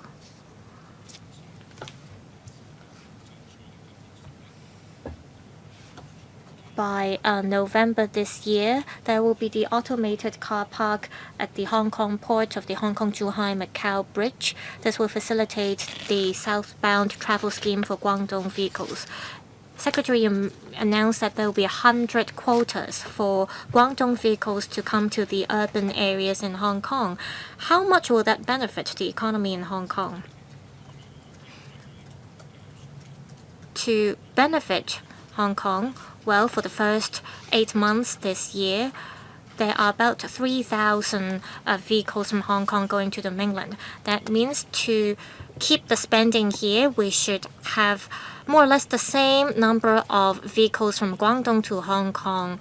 I don't know if there will be 3,000 vehicles from Guangdong to Hong Kong every year. So the 100 quotas is just a start. But I guess we'll have to make a try first. Now you have the fly and park car park. In the long run, to attract more vehicles from Guangdong, you'll have to adopt a dual approach. That means you have to increase the quota from 100 to 120 or 130. So not to give people the impression that we can have a lot of cars from Hong Kong going to the north, but a limited number of cars from the mainland to Hong Kong. Perhaps near the Sunny Bay station, you can build a large-scale car park. This is my idea. There is currently a 10-story car park providing 800 parking spaces near the Hong Kong station. I'm not saying that you should build an identical car park at Sunny Bay. My thinking is we have to ensure individual travel for Guangdong vehicles. That is, they won't have to get off the car to go through the customs and immigration clearance. You should have a car park dedicated for that. If this is built in Sunny Bay, it will definitely benefit the Disneyland. The government hold half of the shares of the Disneyland, right? Also, I have just talked about the development of South Lantau. I've talked to the relevant owners and they said that we do not need to build a tunnel there. If there is a faster way for people to travel to South Lantau, the relevant stakeholders will actually think about building a resort there. You can turn the roads in Tung Chung from 2-lane carriageways to 4-lane carriageways. That does not involve a lot of money. That would allow self-drivers to go directly to the resort in South Lantau in future. Now, going back to the point about the car park, will you consider looking at people's feedback about the 100 quota? If this is well received, you may not, well, if this is not well received, you may not want to boost the number immediately. Then the supply will not be able to meet the demand. Well, can you plan ahead? If the scheme is well received, will you consider building a car park with 800 parking spaces? I think in the long run, this will benefit southbound travel scheme for Guangdong vehicles. You cannot allow unlimited number of vehicles here, but you will have to ensure enough supply. Secretary, I thank Mr. Michael Dean for the comments. We will be very prudent in making our decisions. Mr. Benson Look, thank you. I thank the SAR government as well as the authorities for taking on board the BPA's suggestions. For example, the BPA and myself have made several suggestions on developing the yacht economy. I believe that through developing yacht economy, we'll be able to make good use of our islands, and this will be very beneficial to our economy as well. I think there should be 3 parts to the yacht economy: onshore shipping and merchandises, for example. I see that from this year's policy address. To develop yacht economy, it requires the involvement of different policy bureaus. It also involves discussion with the Guangdong government. I think to develop yacht economy, the key is to have cross-departmental efforts. Also, we have to ensure that there needs to be progress in terms of our discussion with the mainland authorities. Will the government consider setting up a cross-departmental working group, or should there be regular cross-departmental meetings to make sure that we can effectively develop yacht economy? And will the government regularly report to the public as well as this panel on its work in this regard? My second question also has to do with yacht economy. Paragraph 32 of the paper mentions that yachts visiting Hong Kong will be able to navigate freely in the waters in Hong Kong. And in order to do that, we will need a yacht dynamic monitoring system. I think this is an important step to make sure that there will be an individual travel scheme for yachts. My question is, in terms of the equipment and the system, how can we tell visiting yachts that there are requirements for that? The KPI is that by 2026, the relevant system will be rolled out. Will there be a timeline or timetable to launch the Guangdong, Hong Kong, Macau individual travel scheme for yachts? 部分 Thank you. I will take the first part, and I will ask the Permanent Secretary to answer the second part in relation to operation. I do agree that the yacht economy will bring a lot of economic benefits to Hong Kong. We have rich marine resources. We have magnificent bays in Hong Kong. The current term government is goal-oriented. Different policy bureaus will work together for synergy. The Marine Department under the Bureau will remove red tape when it comes to approval procedures. We will also have a lot of communication with the industry. Regarding the yacht bay at the airport, we have development plans with the Airport Authority Hong Kong. In other waters of Hong Kong, there are other berths as well, so please rest assured. For the second part, Permanent Secretary, thank you. When it comes to technology, the Marine Department and the relevant counterpart in Guangdong has already communicated and developed technical parameters. When these yachts come to Hong Kong, there will be sufficient equipment for us to track these yachts in the dynamic monitoring system. Regarding KPIs, in relation to the yacht economy, the Marine Department has two KPIs. One, that is the electronic system, as well as the knowledge examination.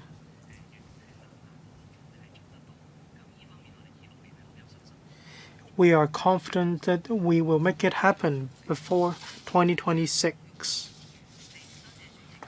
Next, Ms. Dorian Kong. Thank you, Madam Chair, for letting me speak. I have a few points to make. I'd like to applaud the Secretary. After Regatta, the Hong Kong airport has resumed operation very quickly. I believe the CAD and the Airport Authority Hong Kong worked together very hard to resume all flights or to resume operation of the airport. I believe no other airports in the world is as good as Hong Kong in this regard. I'd like to ask about the airport city. The concept is indeed very good. It will add a lot of vitality to Hong Kong. So I'd like to know, apart from inviting expressions of interest, designers, professionals, members of the public, will you accept proposals in relation to the design of the airport city? Thank you. Next, I'd like to ask about the yacht economy. We do have the potential to develop it. I want the Secretary to focus on developing super yachts. I went to the super yacht show in Morocco. A lot of yachts are made in Europe, but in recent years, China has made a lot of progress when it comes to making super yachts. I hope there will be more efforts to help with the promotion of super yachts made in mainland China. The leasing market and the financing market are indeed very large. So I'd like to ask the Secretary, yachts, especially super yachts, require a dedicated crew.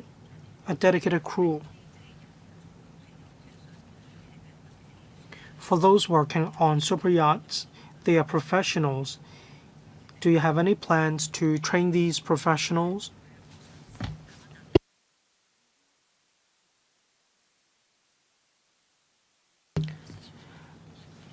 I'd like to ask the Marine Department to take your question in relation to the training of the personnel. Your two questions are actually interlinked. The airport authority is planning the development of the airport city in an orderly manner. We have talked to the market, and it is expected between 2026 and 2031, airport city will be commissioned in phases.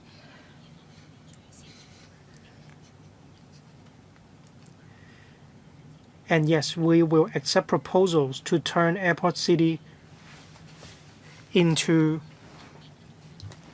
a destination with characteristics and good taste. In early 2026, we will be inviting expression of interest. At present, we are considering 500 berths, including berth for super yachts. That is, the yachts with a length of over 80 meters. We hope to attract more high-end visitors. Apart from Discovery Bay, there is a private yacht club. There is no other facility like this in Hong Kong. So the development of this facility by the Airport Authority Hong Kong is indeed attractive. I'd like to give the floor to the Marine Department to provide more information about the training of personnel. Thank you.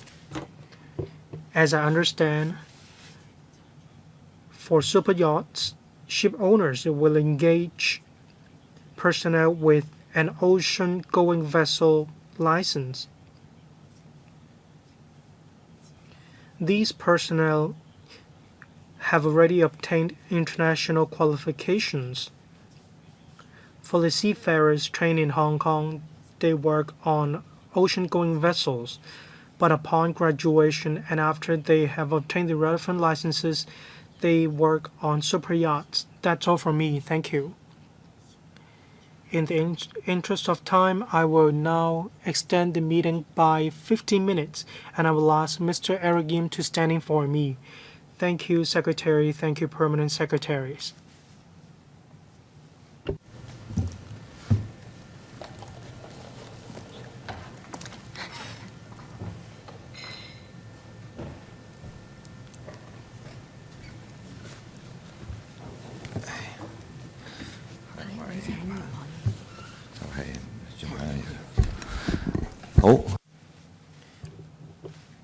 All right, next member, Ms. Eunice Yong. Ms. Yong, please. Thank you, Deputy Chair. The policy address talks about consolidating Hong Kong's position as an international aviation hub and promoting high-end logistics, including repair, maintenance, and MRO, in short.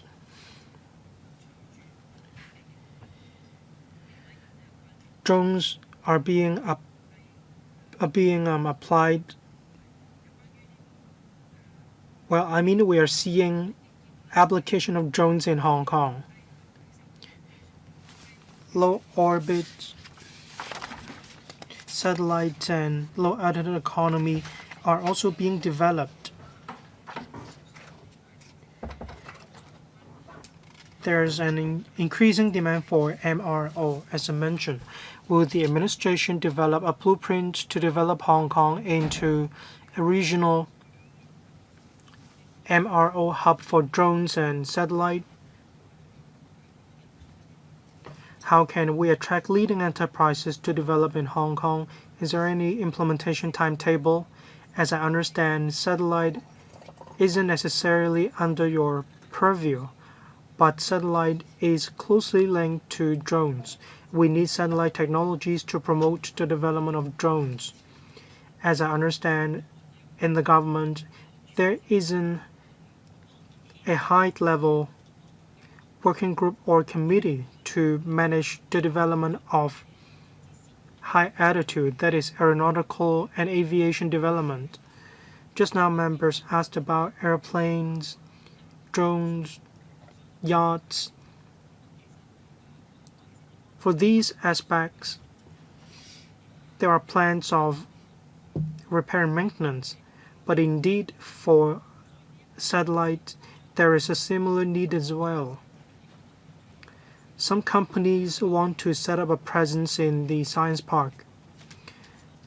I'd like to know how the administration will promote the development of MRO. Do you have any plan up your sleeve?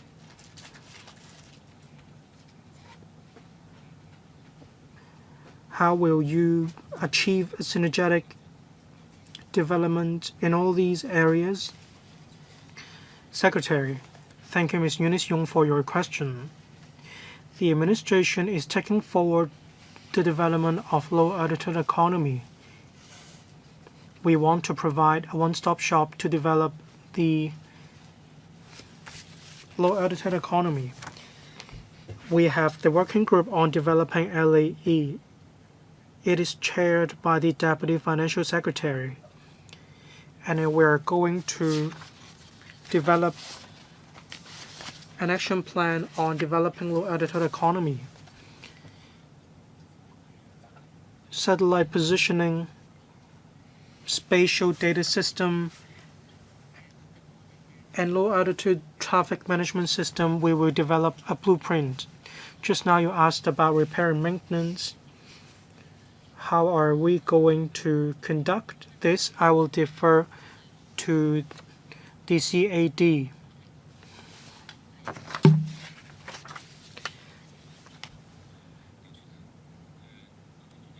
I'd like to ask Mr. Liu to give you more information. Director General of Civil Aviation, please. For non-conventional aircraft, internationally, there isn't a unified standard because technology is developed by leaps and bounds.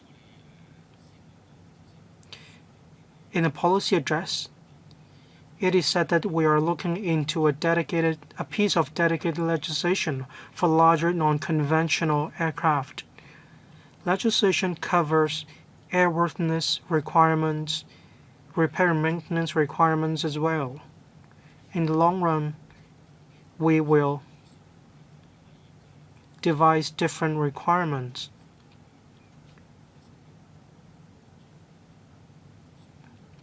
I believe this will necessitate the training of different professional trainings of different talent in this regard. Thank you. Mr. Brave Chan. The policy address has responded to the proposals of the DAB regarding the blueprint for transport. Indeed, I support it. I'd like to talk about a few points. Just now we talked about the individual visit scheme for yachts. I agree with the general direction. I understand this covers a lot of different areas. When super yachts come to Hong Kong, they bring to Hong Kong a lot of economic values and benefits.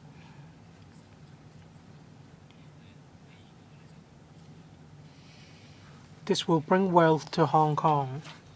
Regarding the development of a digital port community, I support it as well.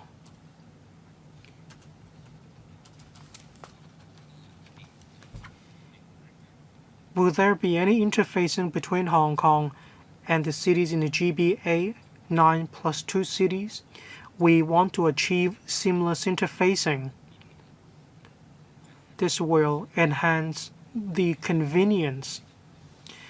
Next, I'd like to turn to the Hong Kong-Zhuhai-Macau Bridge. We visited the bridge for a few times. In Hong Kong, onboard customs clearance is possible, but when we arrive across the boundary, that's not available.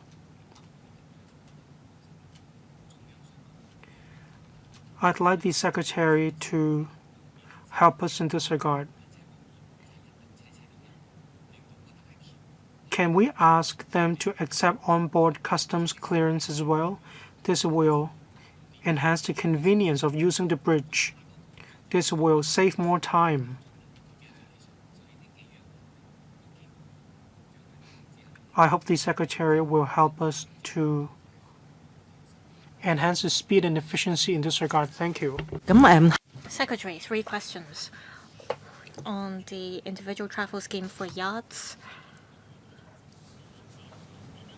we will study how we can combine the development of airport city with the development of yacht economy. We'll make sure that visitors who transit in Hong Kong, they will contribute to the yacht economy. As for the port system, I'll ask the Undersecretary to supplement. Now, when the Hong Kong-Zhuhai-Macau Bridge, that is the Hong Kong port of the bridge, was commissioned, we actually took on board the views of many members, especially members from the DAB. With the northbound travel scheme for vehicles to the mainland, we, during long weekends, have 15,000 vehicles from Hong Kong going to the mainland. We will explore with the relevant parties on how we can further streamline the clearance procedures. We hope that we will work with each other. Now, on the port system, I'll ask Ms. Chen to supplement. It is a modularized system. That means you can add new components to it. We work with the Guangdong province in 2 respects. Cargo tracking already covers cargoes from the GBA. Also, in May this year, we signed a cooperation agreement with the Digital Port of Guangdong. We will step up collaboration with them, that is on clearance procedure as well as on electronic information submission. This is to streamline the clearance and immigration procedures. In future, with the establishment of the rail, sea, and land system, we will follow the same direction to streamline procedures. Next, Dr. Chow Man Kong. I appreciate that the TLB has done a lot of work. My first question is the Hong Kong International Airport as well as the Dongguan Logistics Park have done a lot of work on the intermodal transport system.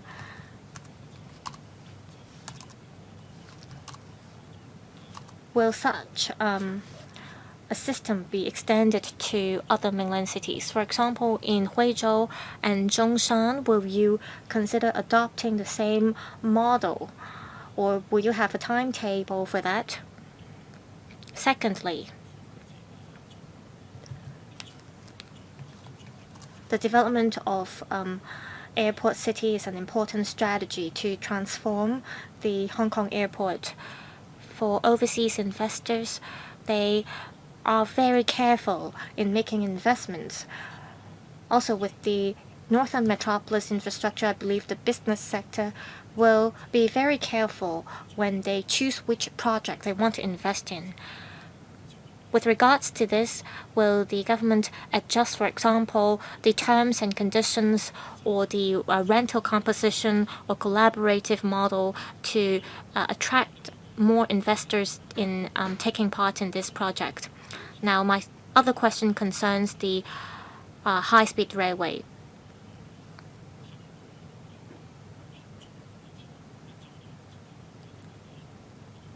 It is a crucial part in ensuring success of the multiple entry scheme. As we have noticed, there are many travelers from the mainland during weekends. Will you review your data to see how you will increase the service frequency? Will you increase the number of carts, or will you increase the number of stops, for example? Without transport, we won't be able to benefit the economy. Secretary, on cargo traffic and logistics, currently at the Dongguan Logistics Park, we see cargo adopting the sea-air intermodal transport system for air transport. In the past, we also issued cargo permits. Next year, we will amend the legislation. We will exempt cargo from getting permits that make use of the intermodal transport system. We will expand this to sea-air intermodal or air-sea intermodal transport system. We will take forward this initiative in order to enhance our appeal and to streamline the relevant procedures.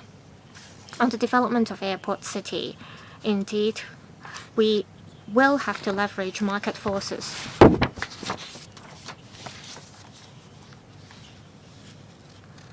We will have to tap the pulse of the business sector to see if they are interested in taking part in the project. The Airport Authority has already conducted a preliminary survey to understand the market response.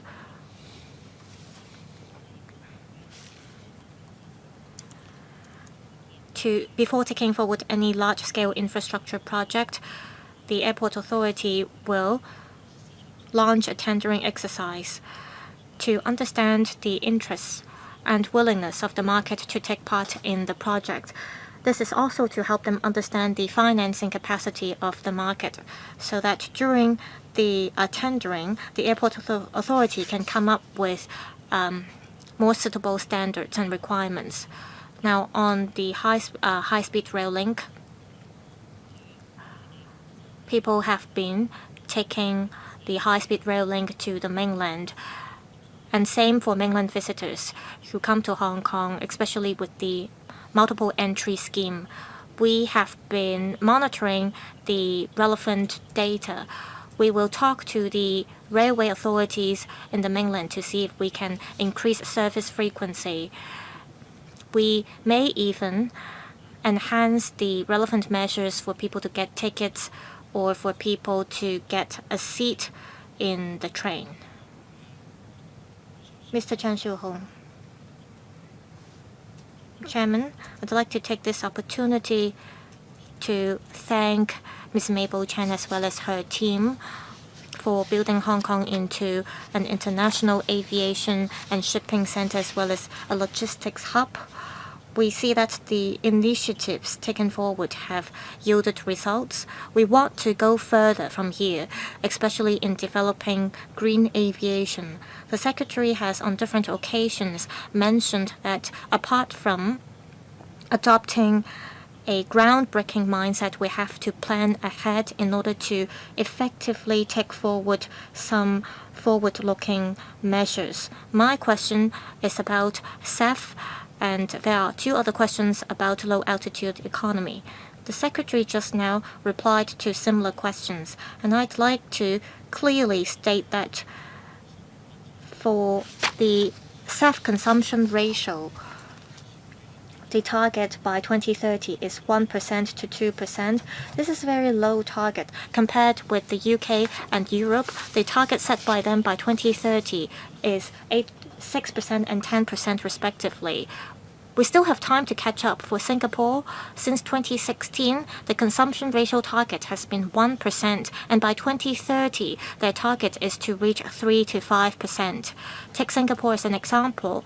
Just in September, they rolled out a bill, and the Singaporean government plans to set up a fund. And by collecting a levy from airliners, the government will subsidize airline companies that purchase SAF as a fuel. Well, SAF is hard to come by because there are challenges that we face in terms of the purchasing price as well as the supply.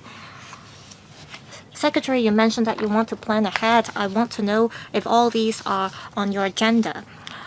Of course, any levy won't be welcomed by the industry, but in order to ensure sustainable development, we have to think about this. Now, turning to low-altitude economy, the Secretary again said that we have to plan ahead on, for example, core infrastructure.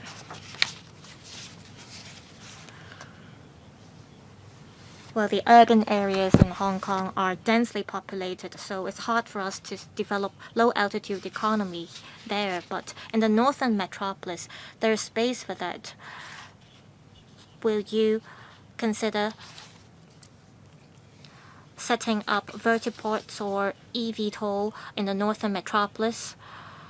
I want to know if the Secretary has any plans in this regard.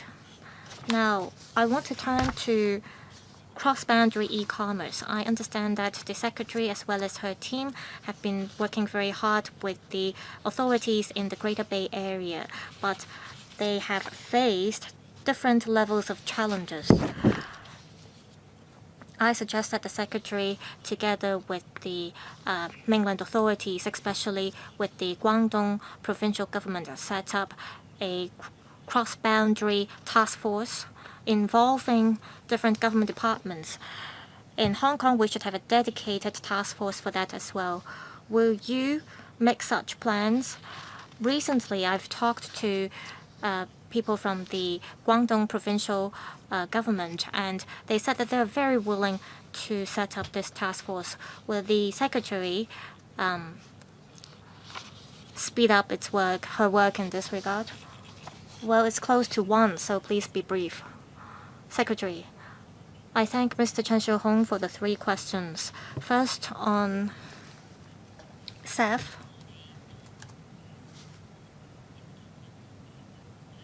We very much agree that Hong Kong is an international aviation hub.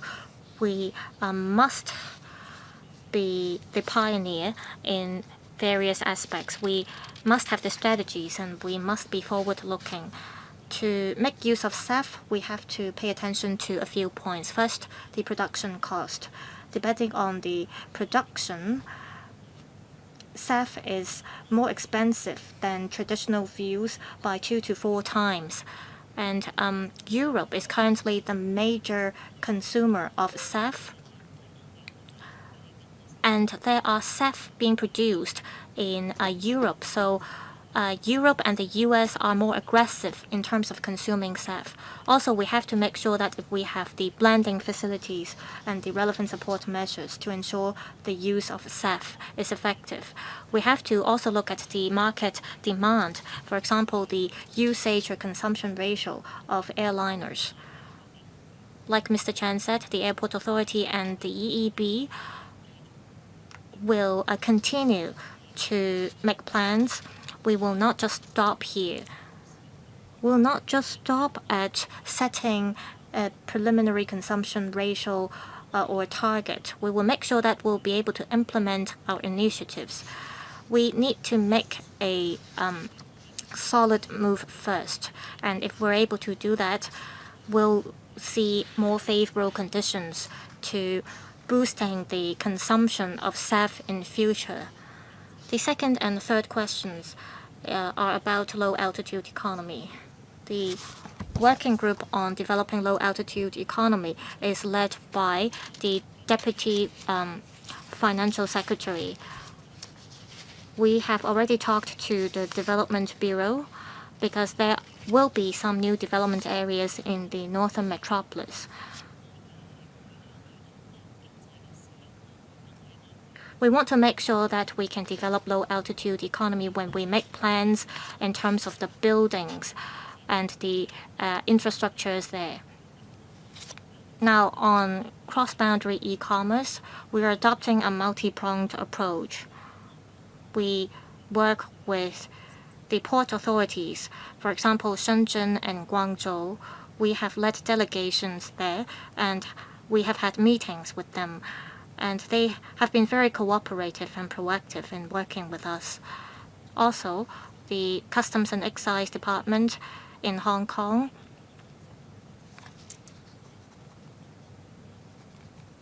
would like to make sure that cargo could be transported in an effective manner.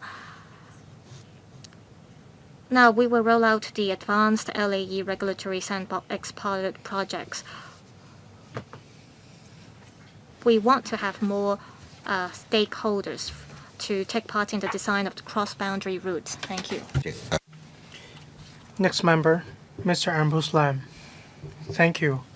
Well, I do want to commend the efforts of the Secretary.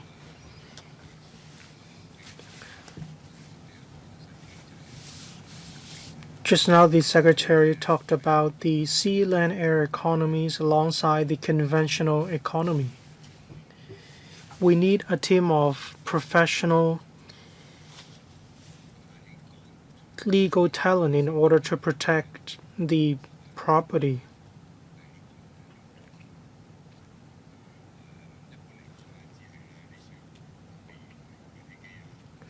When you buy aircraft and if you need financing, they send their own lawyers over to Hong Kong.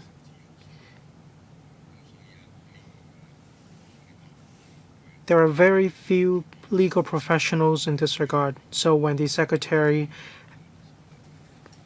holds interdepartmental meetings, please tell them we do need relaxed policies and we need more resources to train lawyers in this regard. That is exactly how we can offer better economic protection. Only then can we make this happen. Thank you, Secretary. Well, I can answer in brief. On the training of legal professionals, I thank Mr. Lam for providing opinions to the Transport and Logistics Bureau. Under the MATF, we focus on training legal professionals, especially for maritime law, which is a very professional industry in Hong Kong. We do need some new professionals. It is important to bring opportunities to Hong Kong. When we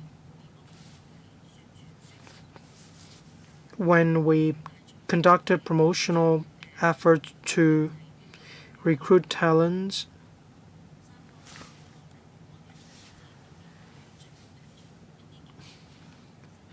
I need to highlight the new economic opportunities of the yacht economy and the low-altitude economy. We also need to focus on financing and the leasing market. These markets need legal talent and legal professionals. We will double up our efforts.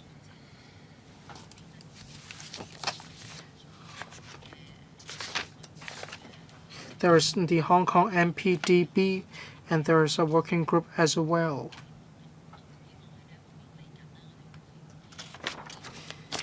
There are many professionals from the industry on the board. I hope we can provide more resources to train more talents in this regard. Thank you. I'm the last to speak. In the interest of time, I will only ask one question.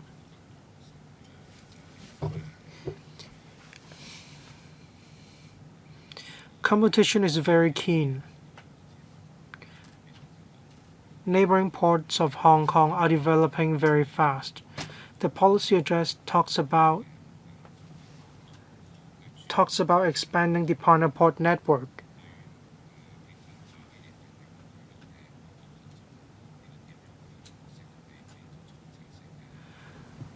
but it doesn't touch on the collaboration model. I'd like to ask whether the administration will reference the injection of capital into the Zhuhai airport. Will you consider injecting capital in the ports in, for example, Shenzhen, Guangzhou? This will promote synergy in the industry. Deputy Chair, thank you for your question. I'd like to talk about partner ports first.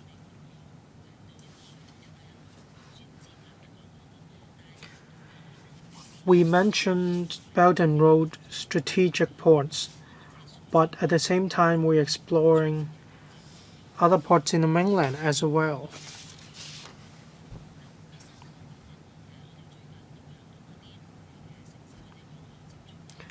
We have been in touch with some mainland cities and mainland ports. In the Hong Kong Maritime Week, I will take this opportunity to showcase the partner port agreements we are discussing with the relevant ports. We will promote and make announcements in this regard. For ports in the mainland, it is important for us to achieve complementarity. Just now you talked about equity acquisition of other ports in the mainland. Well, Hong Kong is an international shipping center. We have a network of international routes. We also have companies of mature maritime services. We're glad to see different collaboration among different companies. If they require assistance from the administration, we are more than willing to discuss it with organizations and enterprises. We are happy to provide coordination and facilitation. Well, just now I was asking about the Hong Kong IC, Hong Kong Investment Corporation. Well, anything that will enhance the collaboration among different ports, we keep our mind open. Thank you. Thank you, Secretary. That is the end of this agenda item. There being no other business, meeting adjourned. Thank you.